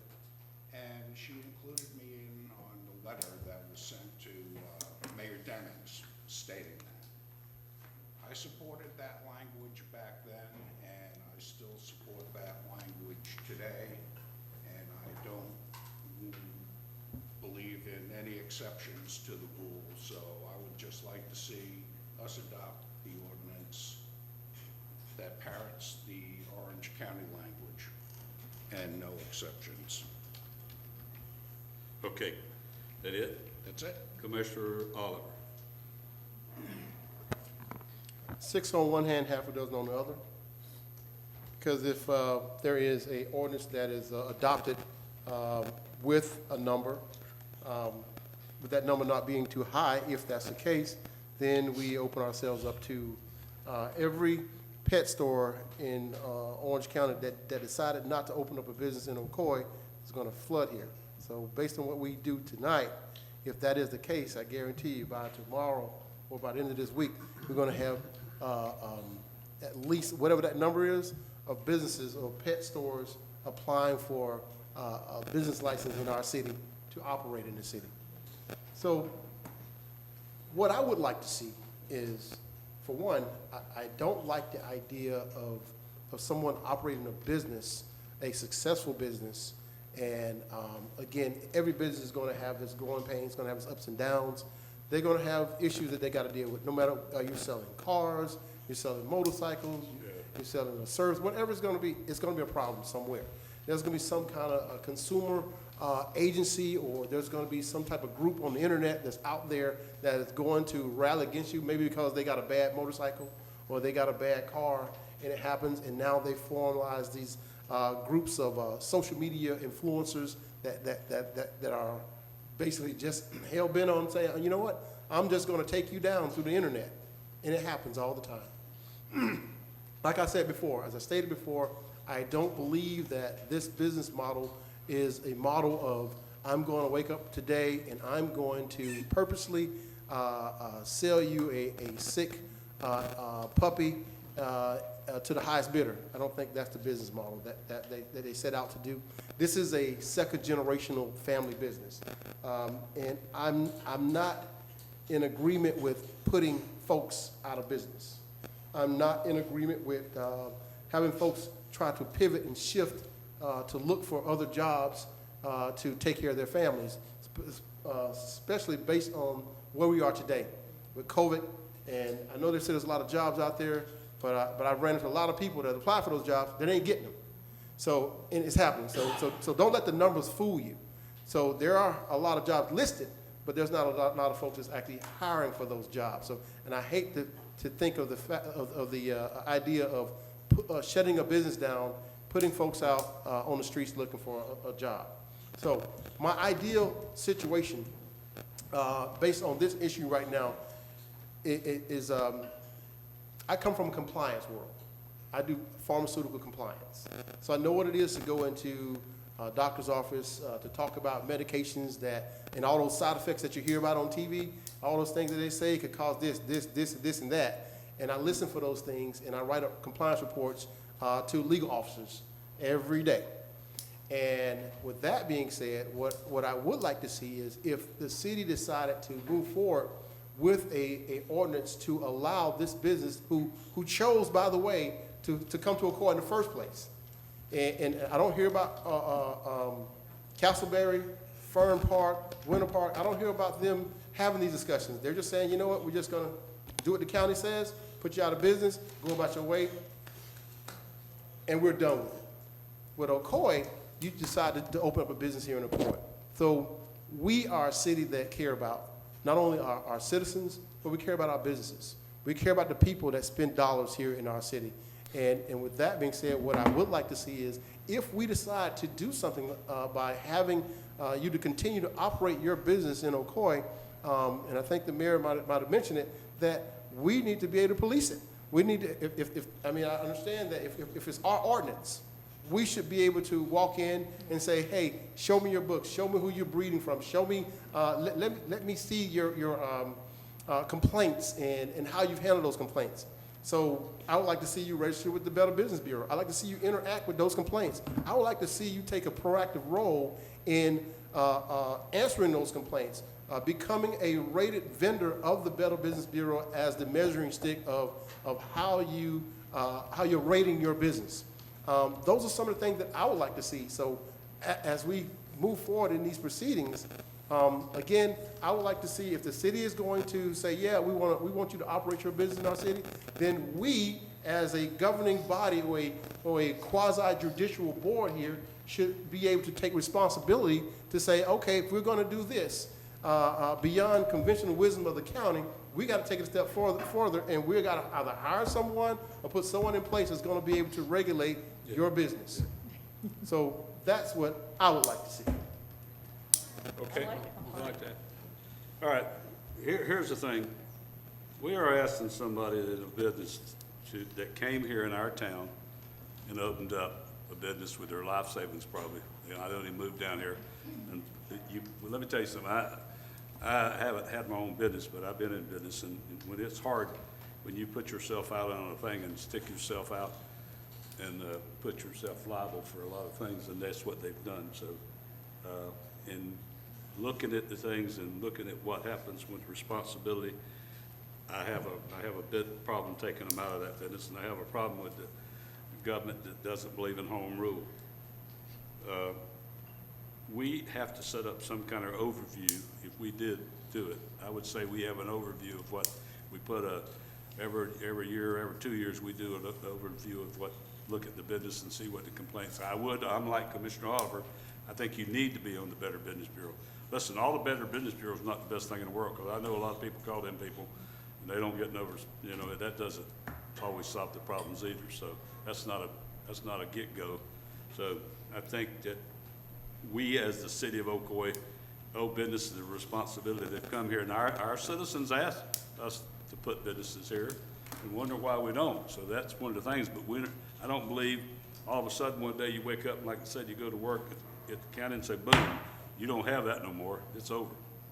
What I was wanting to say a while ago, and I know Commissioner Wilson left, but I wanted to tell her, one of the things I think would be a good way to do things is when you go and vote on something that hits us and does our city, then you should send us a response to something like that where we could be there to answer that and say, hey, this is not what we want to do. This is something we need to talk about.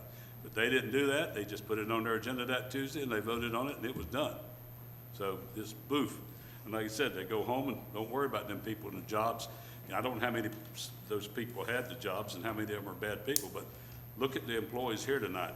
And you say there's 35 people, and some of these young kids, to me, is amazing. They're doing a good job and they're getting good, something about it. It's going to come out and pay off in the end. So, and I think these young people will tell people if it's bad. I don't think that's something that wouldn't be spread, because they do know how to go on Facebook and all that other Twitter. I don't know how to go on Twitter myself, so plus I can't go on Facebook. My wife won't let me. So I think we need to set somebody make a motion to set it. You said it good. Make a motion to do it and put some kind of regulation there. You know. Compliance. You know. So just going off what Commissioner Oliver, I think the ordinance would look similar to the ordinance we had where we grandfathered in this particular business, but we set a time period that, the Orange County ordinance right now would require them to stop selling pets. I think it's July of next year. Maybe we extend that for another year or 2 years or 3 years or whatever, and we allow them to continue to operate for that time period and then establish some kind of oversight or regulation. Commissioner, I just don't know what that is. We don't have the staff to do that. Maybe they could make reports, maybe they could come back to us with a report with that aspect. Can I ask one question of them? I'm sorry. If you're extended, are you gonna offer that lifetime warranty again? Yes? Okay. As long as that you have no issue with that, we would like to implement that tomorrow morning. Obviously, if you are putting us out of business in 3 years, we would still like to be able to offer a replacement and be exempt from what you're putting into play. That's why we originally took it away. Okay, I'm sorry. Just wanted to ask that because go ahead. That's fine. So I guess the motion, and correct me if I'm wrong, Commissioner Oliver, but I think the motion would be to adopt the ordinance, to grandfather in this particular business, and then provide some regulation or oversight on an annual basis or 2 years or a 3-year period, and then we revisit it after a period of time to see if they're in compliance with whatever we work out with them as to what an appropriate regulation would be, including the lifetime, I don't know what you call it. The lifetime warranty implement, that could be one of the categories of regulation. But I think we haven't crafted that, we haven't met with them, we don't know what that is.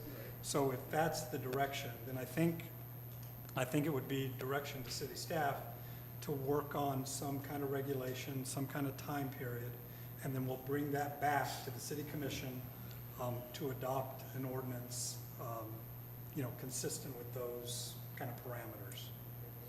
So if that's the case, are we able to make the motion tonight? Yeah, I think your motion would be to direct city staff to meet with the owners to discuss appropriate regulation and oversight that the city could have, discuss the lifetime guarantee, and then come back to the city commission with an ordinance that grandfathers them in for a certain period of time with the oversight and regulation that we come up with. I'll take it one step further. As opposed to the staff working with the business, I would think that if they are working with the business, that they need to include a third party. There need to be someone from Orange County.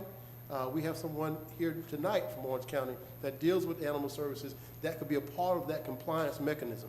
So therefore, we get a 360-degree view of what this compliance or the compliance component that we're looking to adopt within our ordinance. So that way, we're all protected. It comes from staff, the business owners involved, as well as a third party that would actually be able to add in additional benefit of compliance to the ordinance. Who would you suggest? We have someone here from the county right now. Who's here from the county that I actually don't know deals if they with, want to do that. that deal with They're compliance? lost. If it's not a conflict of interest, I think it is. would that be a conflict of interest? Someone from Orange County Yeah. Animal Control. Yes. I'm an officer of Orange County Animal Services. Would- So maybe we could just have some conversation before we go into this with our staff, the business owners, Orange County, to see what would a compliance program look like. And who knows, we may be setting a standard for the nation. This may be something, we're sitting here in a small town in Florida that's setting a standard for what a puppy shop, a puppy store looks like within the nation, within our country. So you just never know. Sometimes it starts with small things and small ideas right here in small town USA. So that would be, the motion would be to adopt an ordinance prohibiting pet stores within the city of Ocoee from engaging in the retail sale of dogs, cats, and rabbits, while creating a limited exemption for one existing pet store to continue operating within the city of Ocoee with an addition of a compliance component that would be reviewable by a compliance management group every 24 months. Something along those lines. Okay. I'm not gonna second it. Yeah. You said a lot there, and I think I don't know if it got too restrictive as you think so. spoke. You had a good one till you had that. Yeah. that part. Well, if it's not gonna get a second, I'd like to say something. No. Is it gonna get a I second? think you go back to the original motion if you would. Yeah, that's the original motion, but I had You to add didn't on the have Orange compliance County. component. You didn't have the Orange County thing in it. Well, that's something we can actually add to the I think actual we, compliance. if you don't mind, let me ask you a question. Why not find somebody in our city that's into that and let them be the representative on that? Well, in the interest of being unbiased, Well, I mean- I think that it would be a good idea to, I think it would actually be a good look for the city if we actually did have someone from the county who actually, they created this ordinance. So, but now we have a mechanism for them to be able to police it. I was impressed when you said compliance. I was impressed when you said to go, and then adding that to what Mr. Cookson said about going back and developing an ordinance from what we said.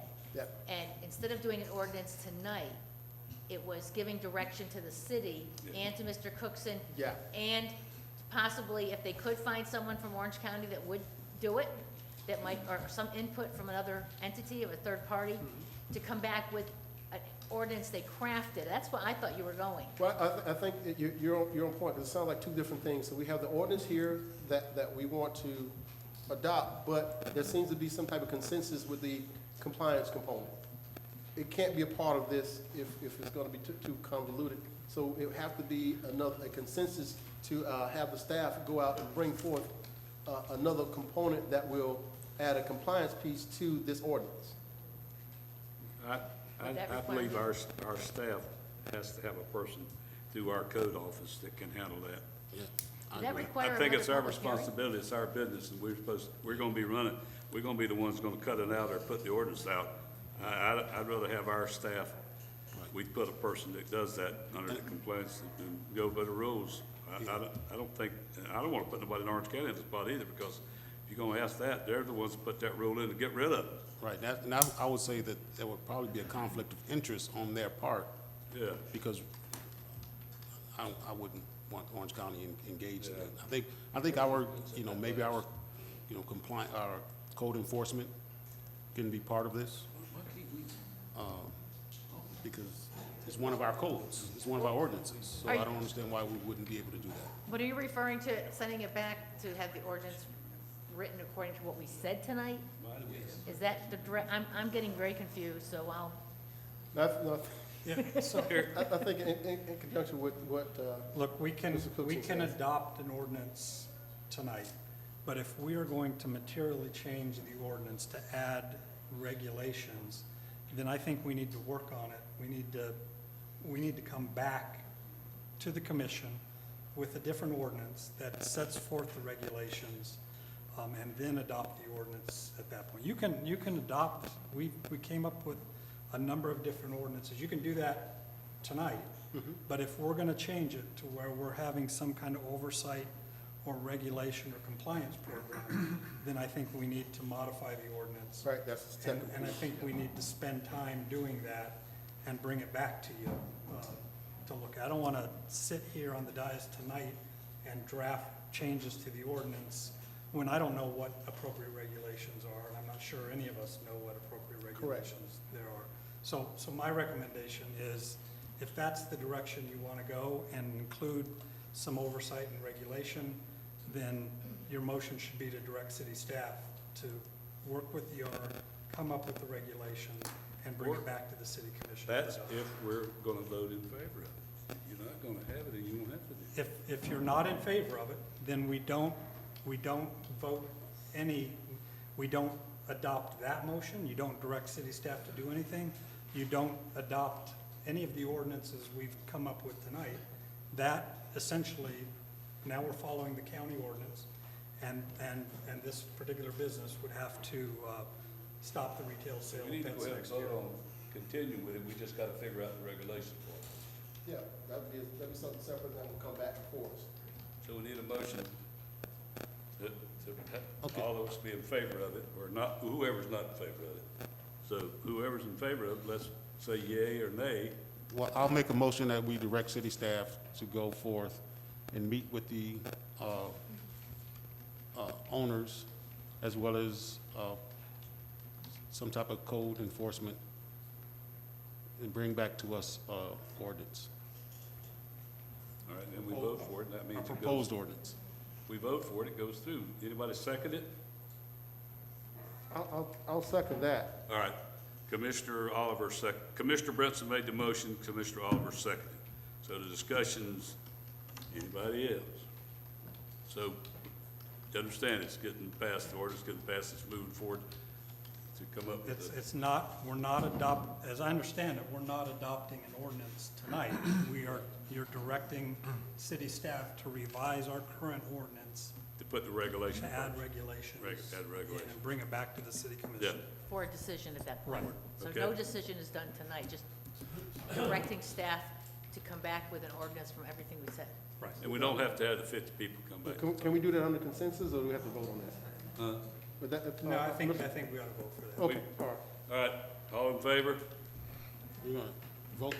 Yeah, well, Motion carries 4 to 1. Commissioner Forster absent, voting no. All right, so there we are, folks. So, then we'll have that notification to the people when we're gonna, you know what you're gonna work on, right? Yep. Okay, all right. Now back to the regular agenda. If everybody, I'll give you 2 minutes to, the ones that need to go, we get back to our regular agenda. but they are welcome. 2 minutes. The chicks are welcome to stay. Yeah, you are welcome to stay. Please do. I still got your paper for the end.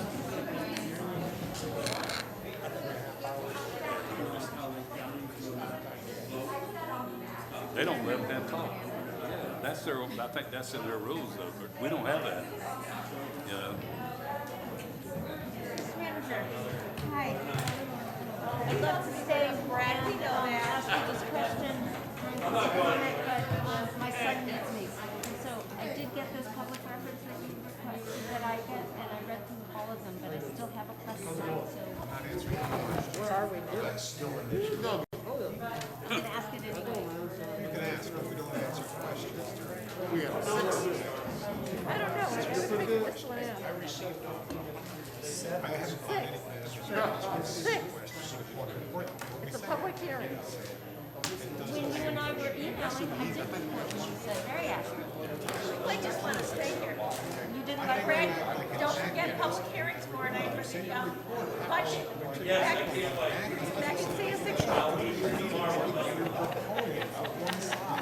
right, meeting. Gotta start the meeting back.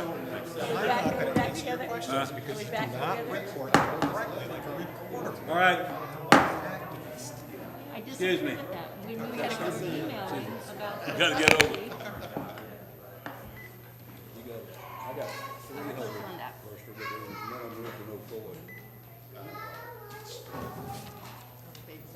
All right. Let's see where we are here. Oops. Item number 6.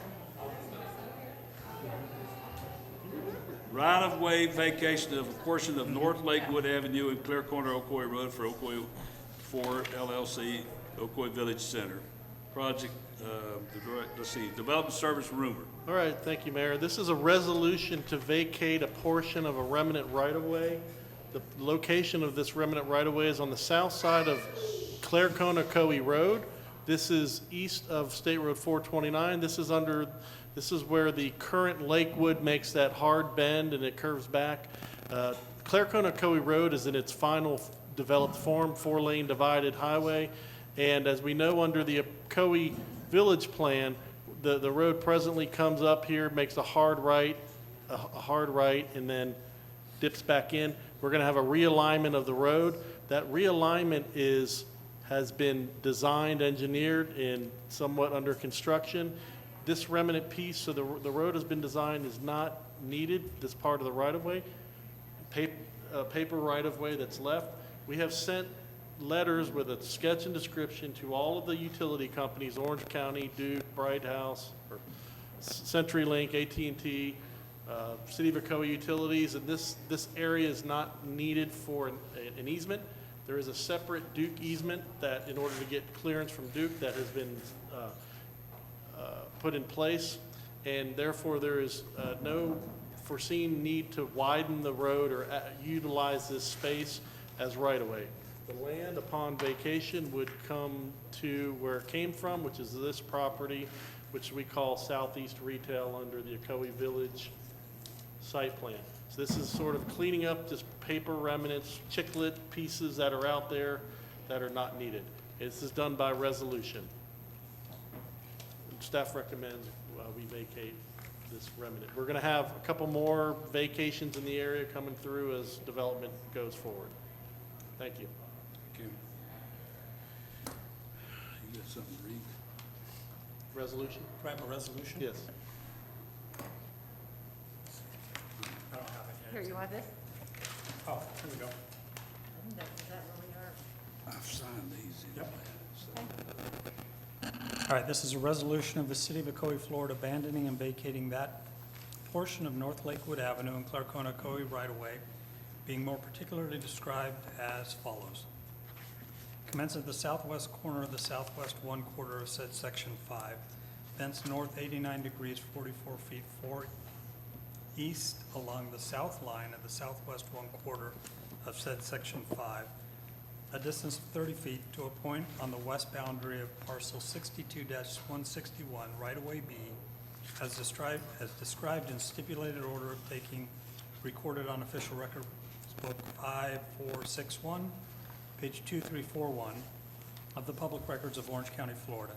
Thence north 005306 west along said west boundary, a distance of 1,434.83 feet.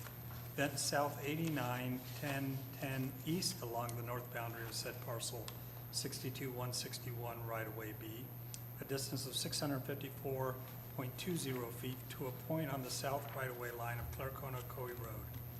Thence continues south 891010 east, a distance of 22.65 feet to the point of beginning.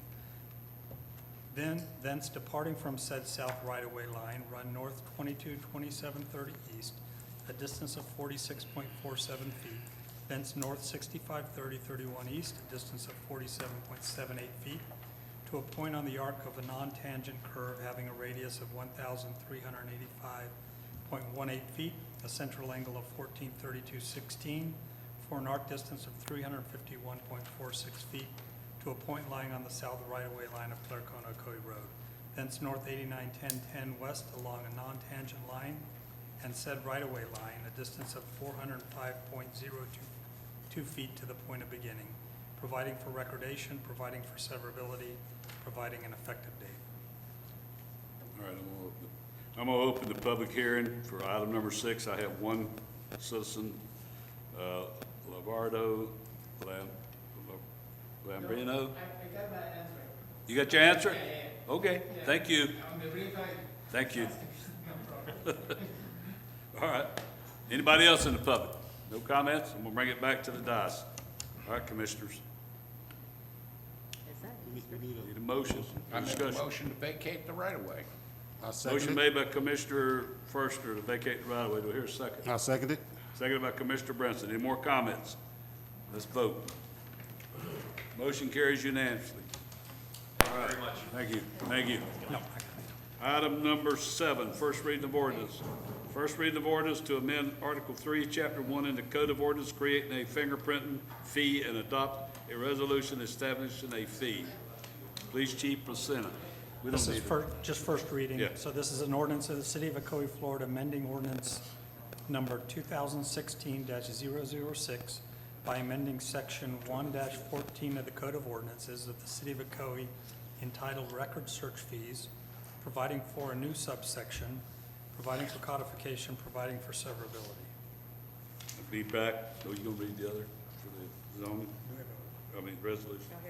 The resolution. Fee.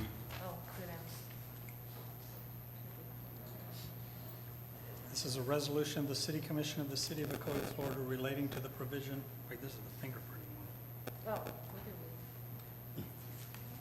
Oh, that's it. I'm right. That's right. Okay. Relating to the provision of fingerprinting fees, adopting the fee for such fingerprinting services, providing for severability, and providing an effective date. All right, this will be coming back on October the 5th for the second reading. All right, item number 8, first reading of ordinance to repeal Chapter 15 of the Code of Ordinance and adopt a resolution to reestablish the Parks and Recreation Advisory Board. This is an ordinance of the City of Ocoee, Florida, repealing Chapter 15 in its entirety of the Code of Ordinances of the City of Ocoee, providing for severability, providing for codification, providing for an effective date.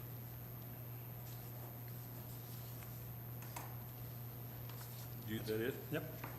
All right, this will be back October the 5th, 2021. Item number 9, first reading of ordinance for Starbucks Coffee, Ocoee. Substantial amendment to the approved PUD for Fountain West PUD. This is an ordinance of the City of Ocoee, Florida, approving a substantial amendment to the allowable uses for the Fountains West PUD for certain real property comprising approximately 1.26 acres located on the northeast corner of Ocoee Poplar Road pursuant to the application submitted by the property owner, amending the list of approved uses to include restaurant with drive-through on Lot 3, providing consistency with the Ocoee Comprehensive Plan, repealing inconsistent ordinances, providing for severability, providing an effective date. All right, this will be back October the 5th for the second reading, 2021. All right, going to item number 11, second reading of ordinance implementing a temporary moratorium on processing applications for self-storage within the C3 general commercial and I-1 restricted manufacturing and warehouse and develop services rumored. Yes, thank you, Mayor. This is a ordinance, the crux behind this is to give staff an opportunity to take a look at self-storage facilities, of which we have 11 within the City of Ocoee. Look at the number of units based off population, look at trends in self-storage, and where that's going. We have opportunities to provide amenities to the citizens on some vacant parcels, of which many of them are C3 or I1, and I'm receiving a lot of interest and a lot of pressure to get behind a self-storage facility. With regards to economic development, they do provide the owners and operators a nice financial benefit, but for us, they employ very few people. They generate few trips to areas you might be trying to get trips for restaurants. And we want to take a step back and take a look at this so I could better make a positive recommendation and or come up with some criteria for self-storage. In some of the areas that we have overlays, like the CRA target area 1, 2, and the character areas we have along the 429. We did make a provision that said self-storage has to be a part of a mixed use, has to be in the back and no more than 35%. But we still have we have a lot of vacant C3 parcels in I-1 that is primed to be, I could have 2 self-storage facilities in front of you all today. And we just want to be able to take a look at this and see if there's an optimum number of units per population and make sure we're in line, and I can assuredly give you a recommendation on these in the future that'll benefit. So thank you.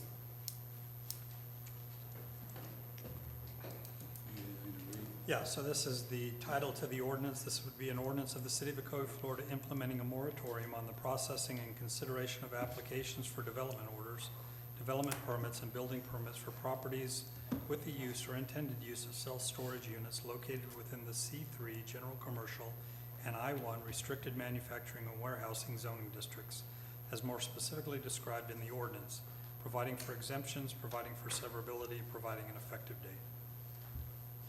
All right, I open the public hearing. Anybody in the audience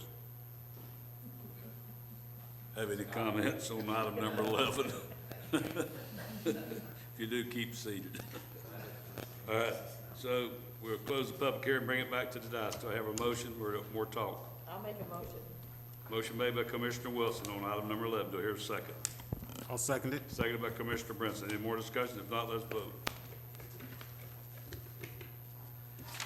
All right, regular agenda. American Rescue Plan Act. Finance Director Roberts. Last but certainly not least for this evening.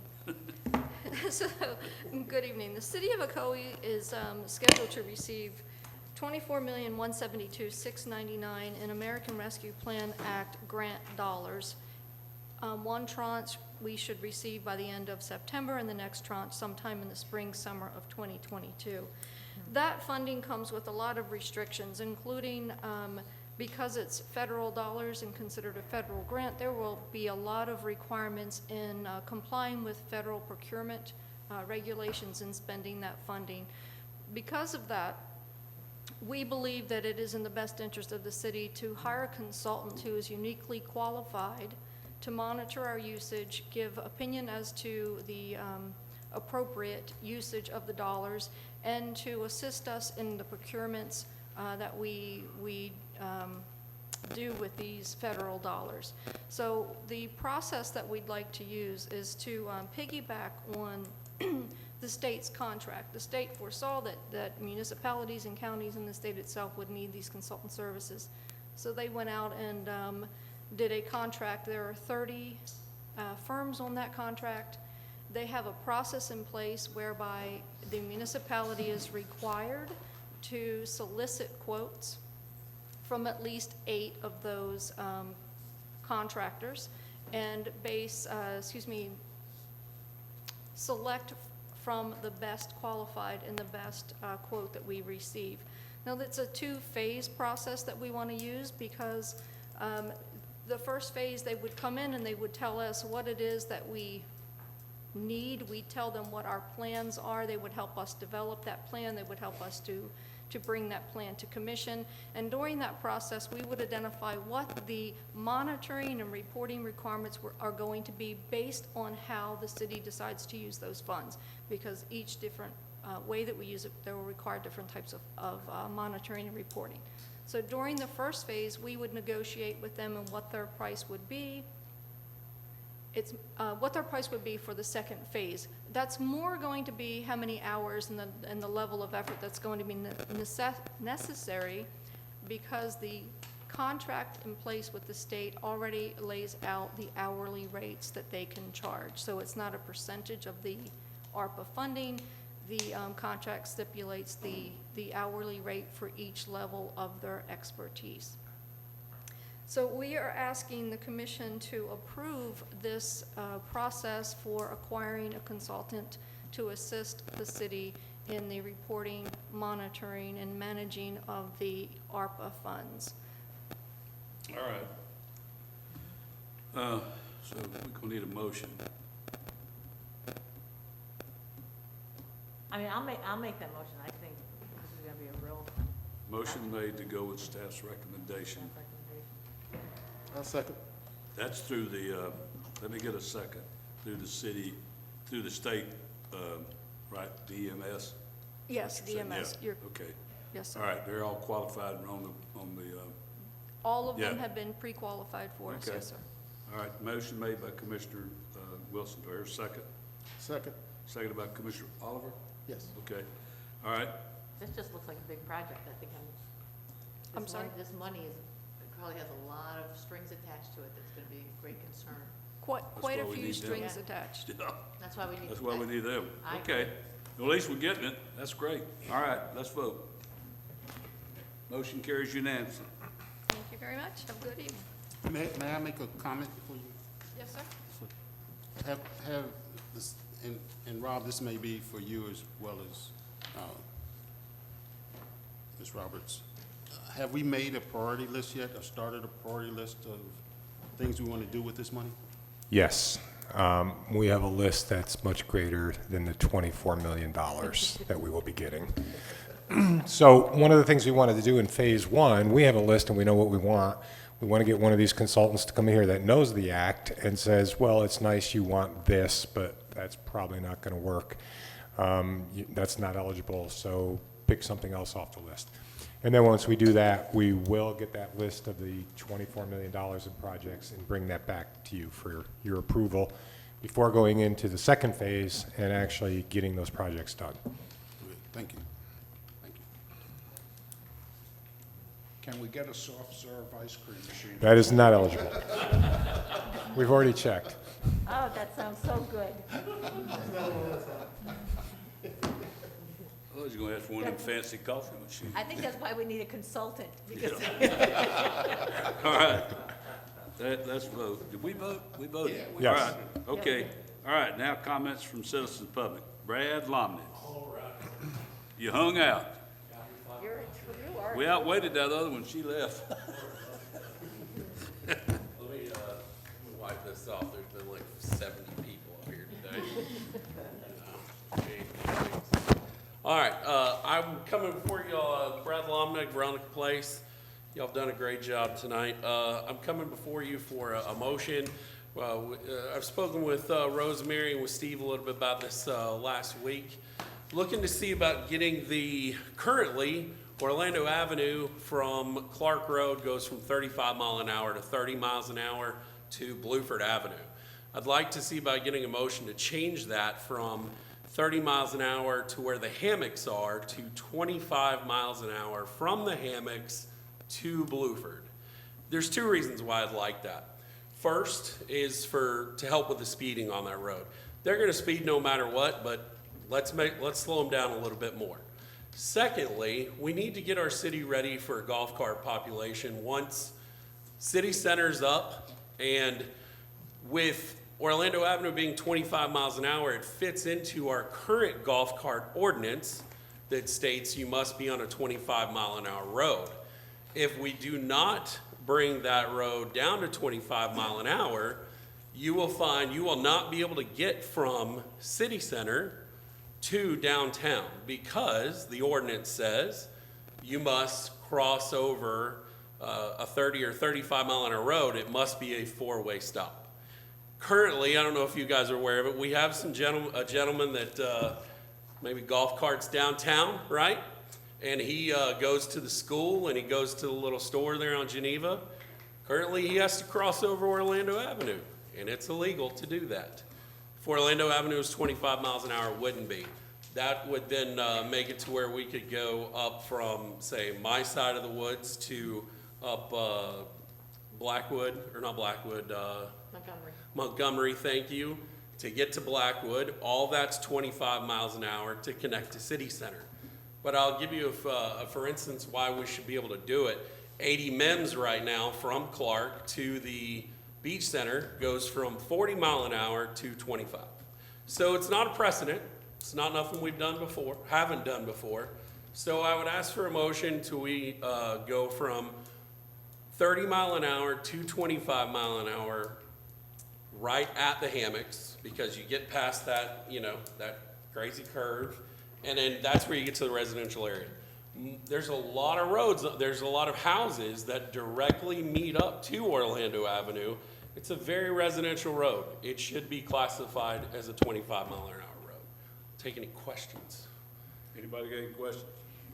Now, I know where the hammock starts, and that's where children have the ability to walk to school. Right, We've talked about that. yes. And, because that is pedestrian right there all the way in.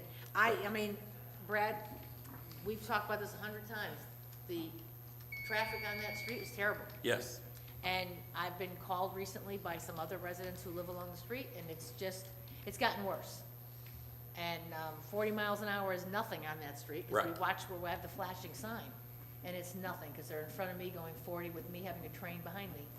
But it's, again, it's trying to figure something out, because in District 2, not just this street, I'm gonna say, but I've got about 3 streets that are very bad. Llewellyn, Ocoee Hills Road, I mean, I'm not the only one, we all have them, but they're just dangerous. And so, I would like, again, what can we do as a commission to proceed with that? And that may be a Rob question, I don't wanna run you off, Brad, I don't know, I guess I wasn't supposed to talk during your time, I'm sorry. You're good. I mean, I did ask Steve last week. I tried to email him today, but I believe he's off. And Steve said there didn't seem to be any reason why the commission couldn't make that motion. I don't think 5-mile-an-hour slower is gonna bother the people that speed anyway. Well, then, what I mean, Brad- it's a good yeah. thing to do. What Brad is also talking about is he's looking long range, and we've No, I had know, that golf discussion carts. about the golf carts on, with the connection of when we start seeing more happening at Ocoee Center. Yes. Yeah. And, again, trying to look, and I appreciate, Brad, you're looking at the big picture, because you want to get folks to come downtown for when this is developed more, we see more restaurants or businesses here. So again, I understand, I think being a little more proactive instead of reactive in 5 years. Yes. And 5 miles an hour to help them slow down a little bit more. I think it will, cause a lot more, maybe some ticket traffic for a while, which is good. But that's not the point of this. The point of this is to slow people down and then to get us ready for the future to be able to get from city center to downtown in a golf cart. Thank you. Thank you.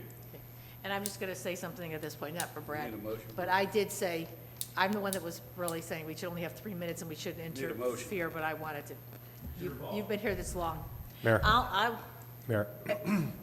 Okay, so first of all, I mean, it's not a bad idea.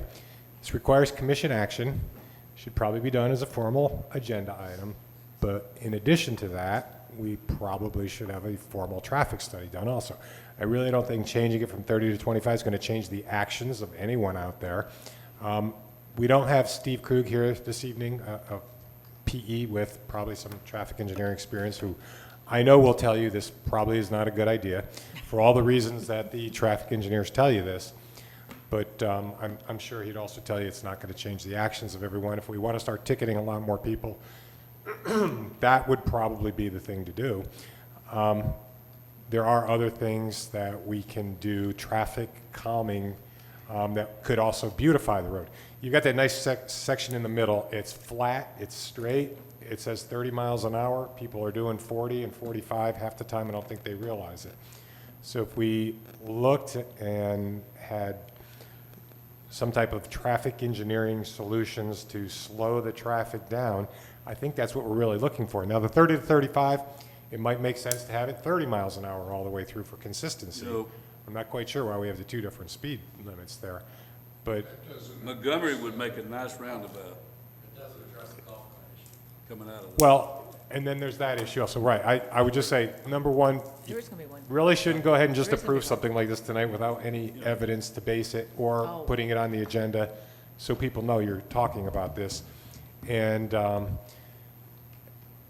the golf cart issue, I don't know if there's a way with a signal or something to get the golf carts across. I don't know off the top of my head what the ordinance is, which is why we don't want to do this tonight, which is why we want to actually look at this and do an agenda item. And the traffic engineering people could actually have a Right. fairly good solution to something We'll like get a that. consensus to bring it back and look, research it and bring it back. But I think also in Winter Garden, Diller Street's 25.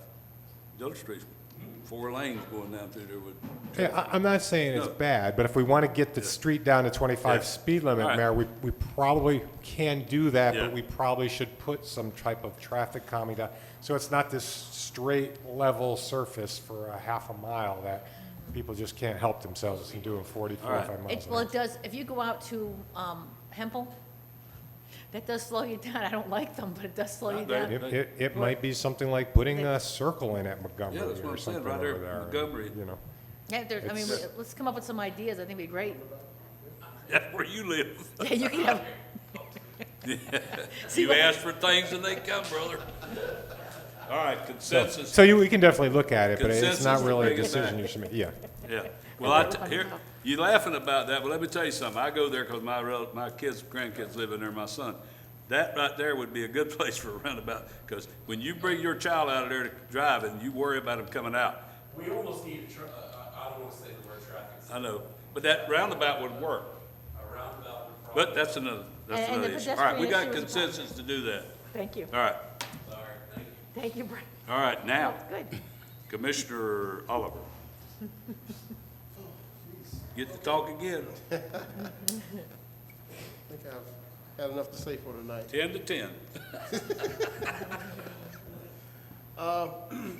For those citizens that are interested in getting involved in any city affairs, have any ideas such as what Mr. Lovenick brought forth tonight, we have a list of different boards that have openings on them, where we welcome you to join these boards, to bring forth your ideas about how we keep our citizens safe, how we actually move the city forward, and we welcome those ideas.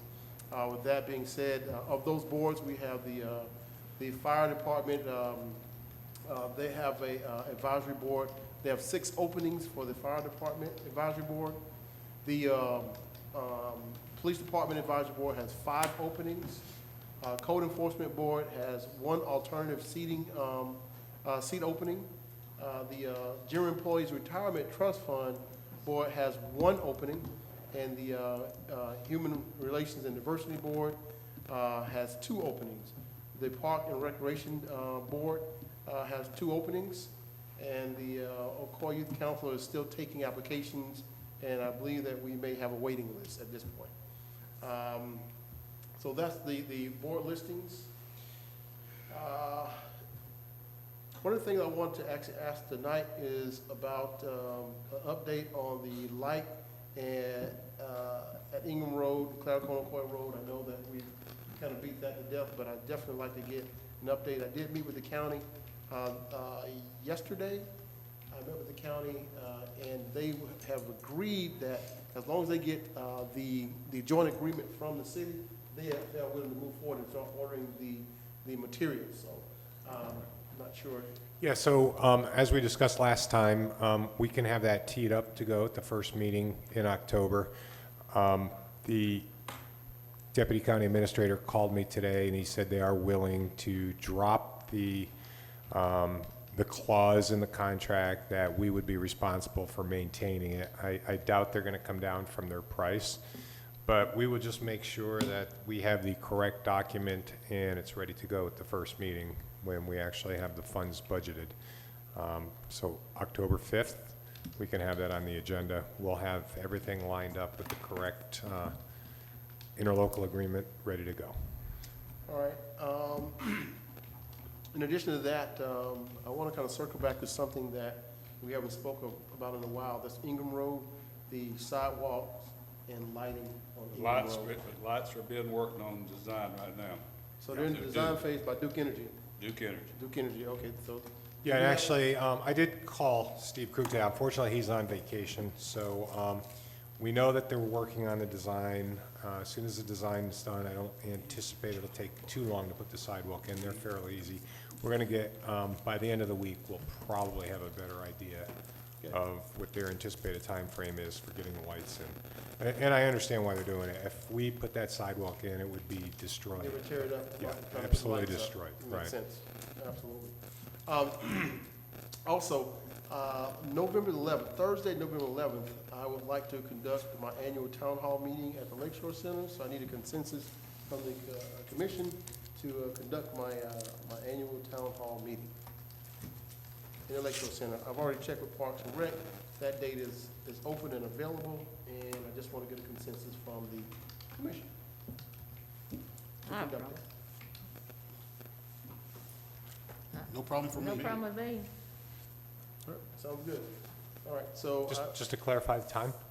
It would be, Nighttime or- It would actually be in the afternoon from like 6 to 8 o'clock.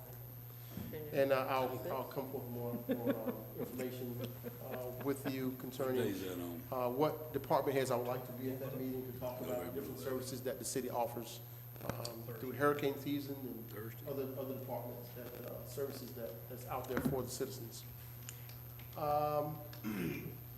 And I will have more information about that. Last but not least, I will leave you with this. This is so apropos for tonight.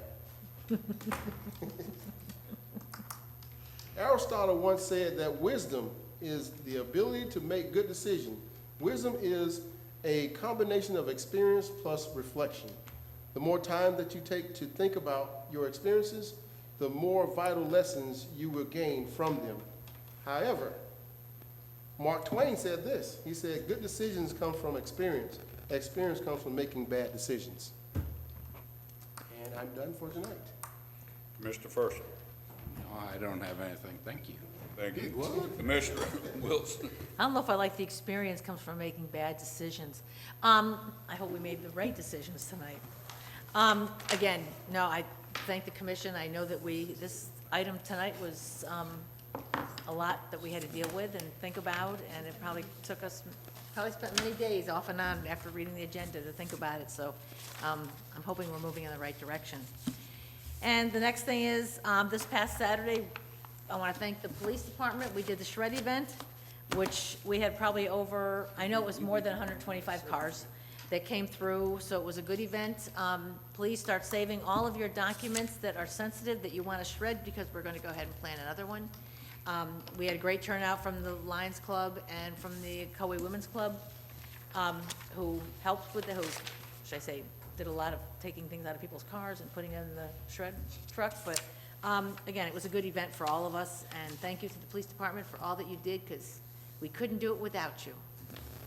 So hopefully we'll see something in March. That's it. Couple things. One is the final budget hearing is tomorrow, September the 22nd at 6 p.m. Should be a short meeting. Oh, I forgot about you. Excuse me. You can tell I'm in a rush. And I resemble that remark. I really do. I'm sorry. No, I completely understand. But I think I'll be relatively brief. Is the chief still here? Chief of police? Probably. Hello, chief of citizen. Okay, and while she comes down, first thing I'm gonna say is, please do not let your guard down. COVID-19 is still out there. Do not let your guard down.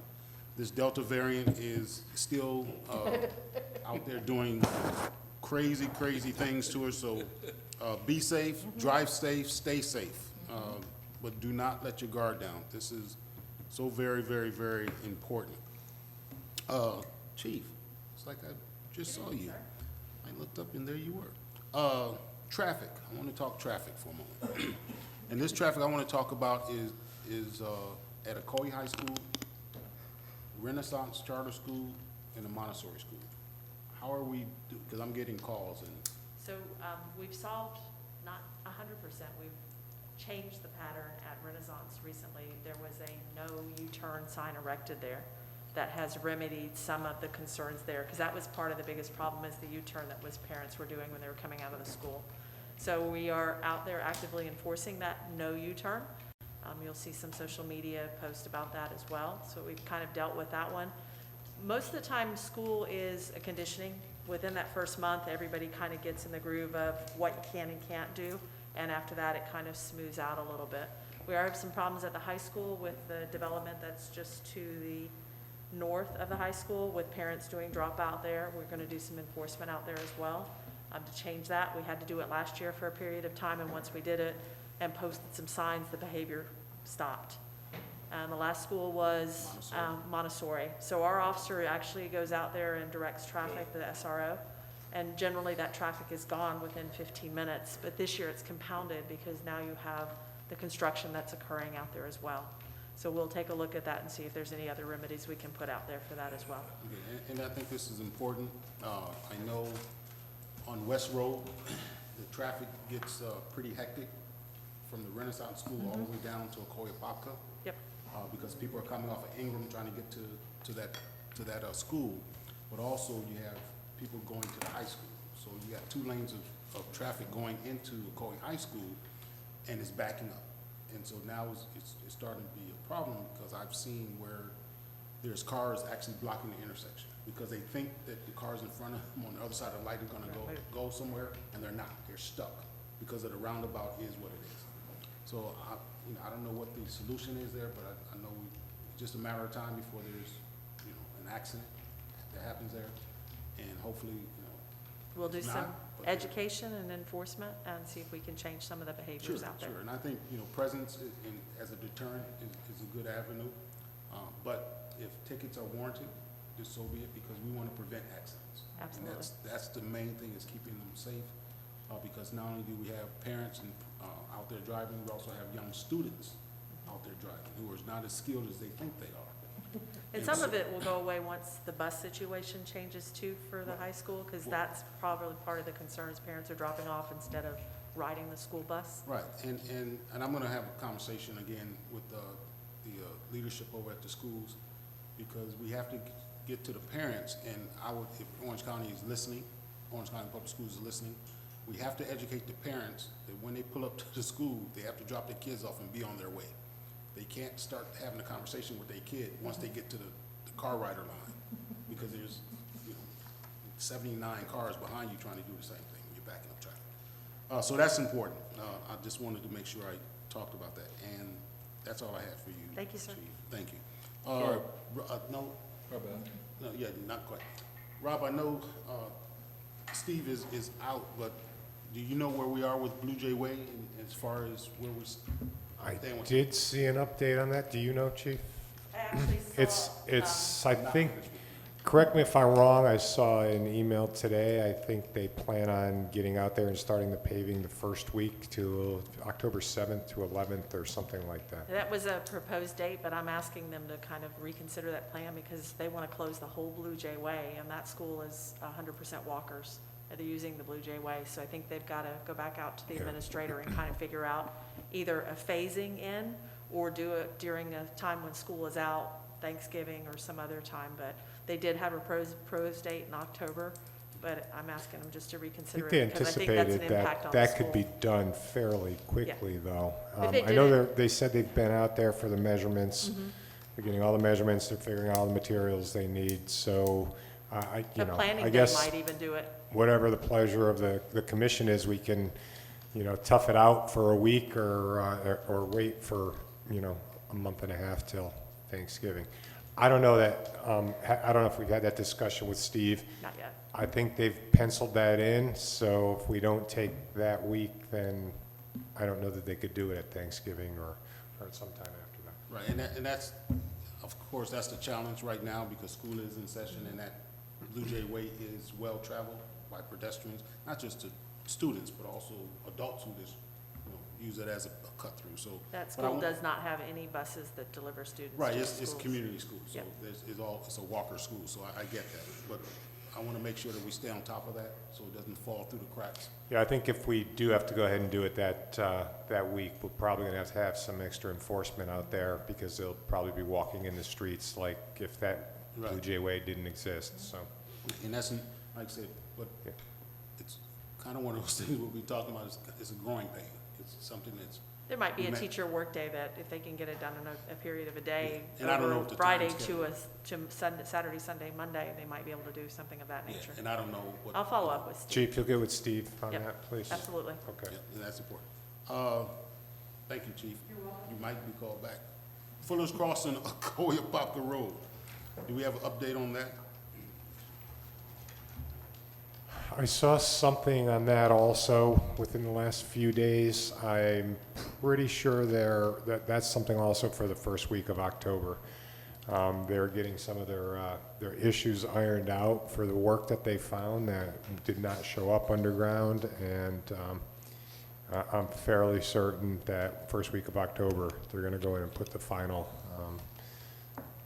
lifts and everything that they need to do.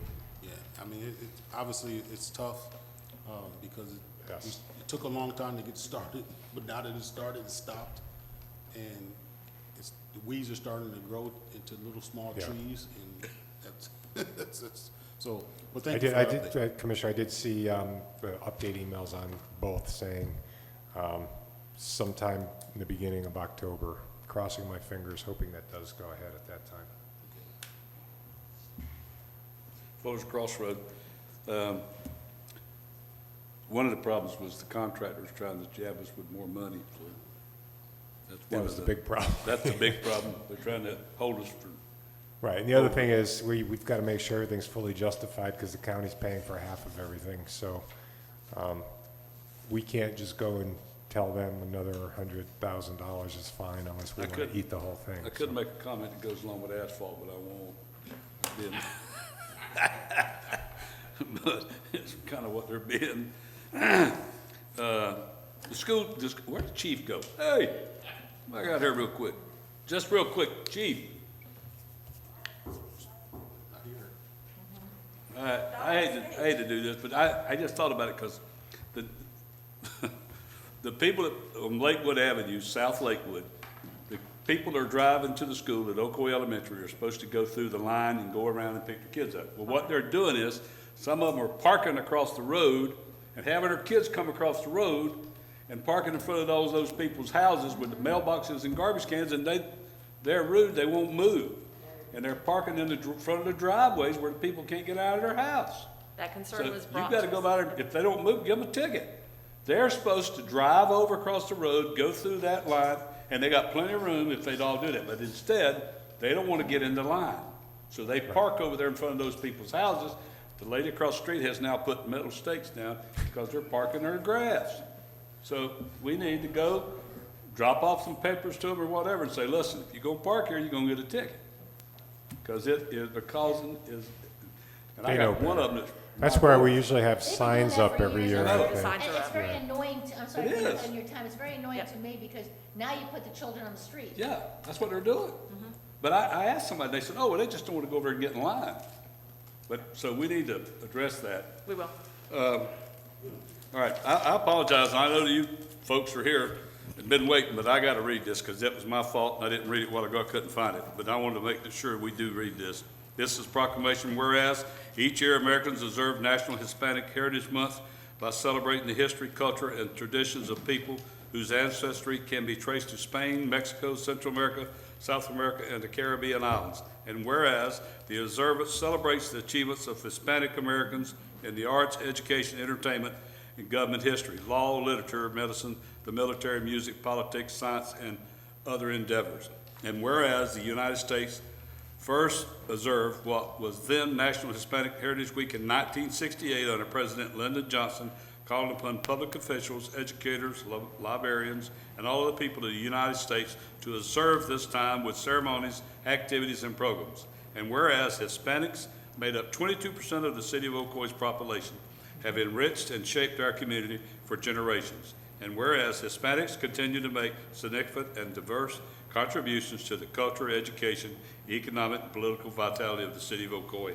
Now therefore be it resolved, the City of Ocoee Commission does hereby proclaim September the 15th through October the 15th, 1921 as Hispanic Heritage Month, and encourage all residents to honor the rich diversity of this Hispanic community and celebrate the many ways they contribute to our nation and society.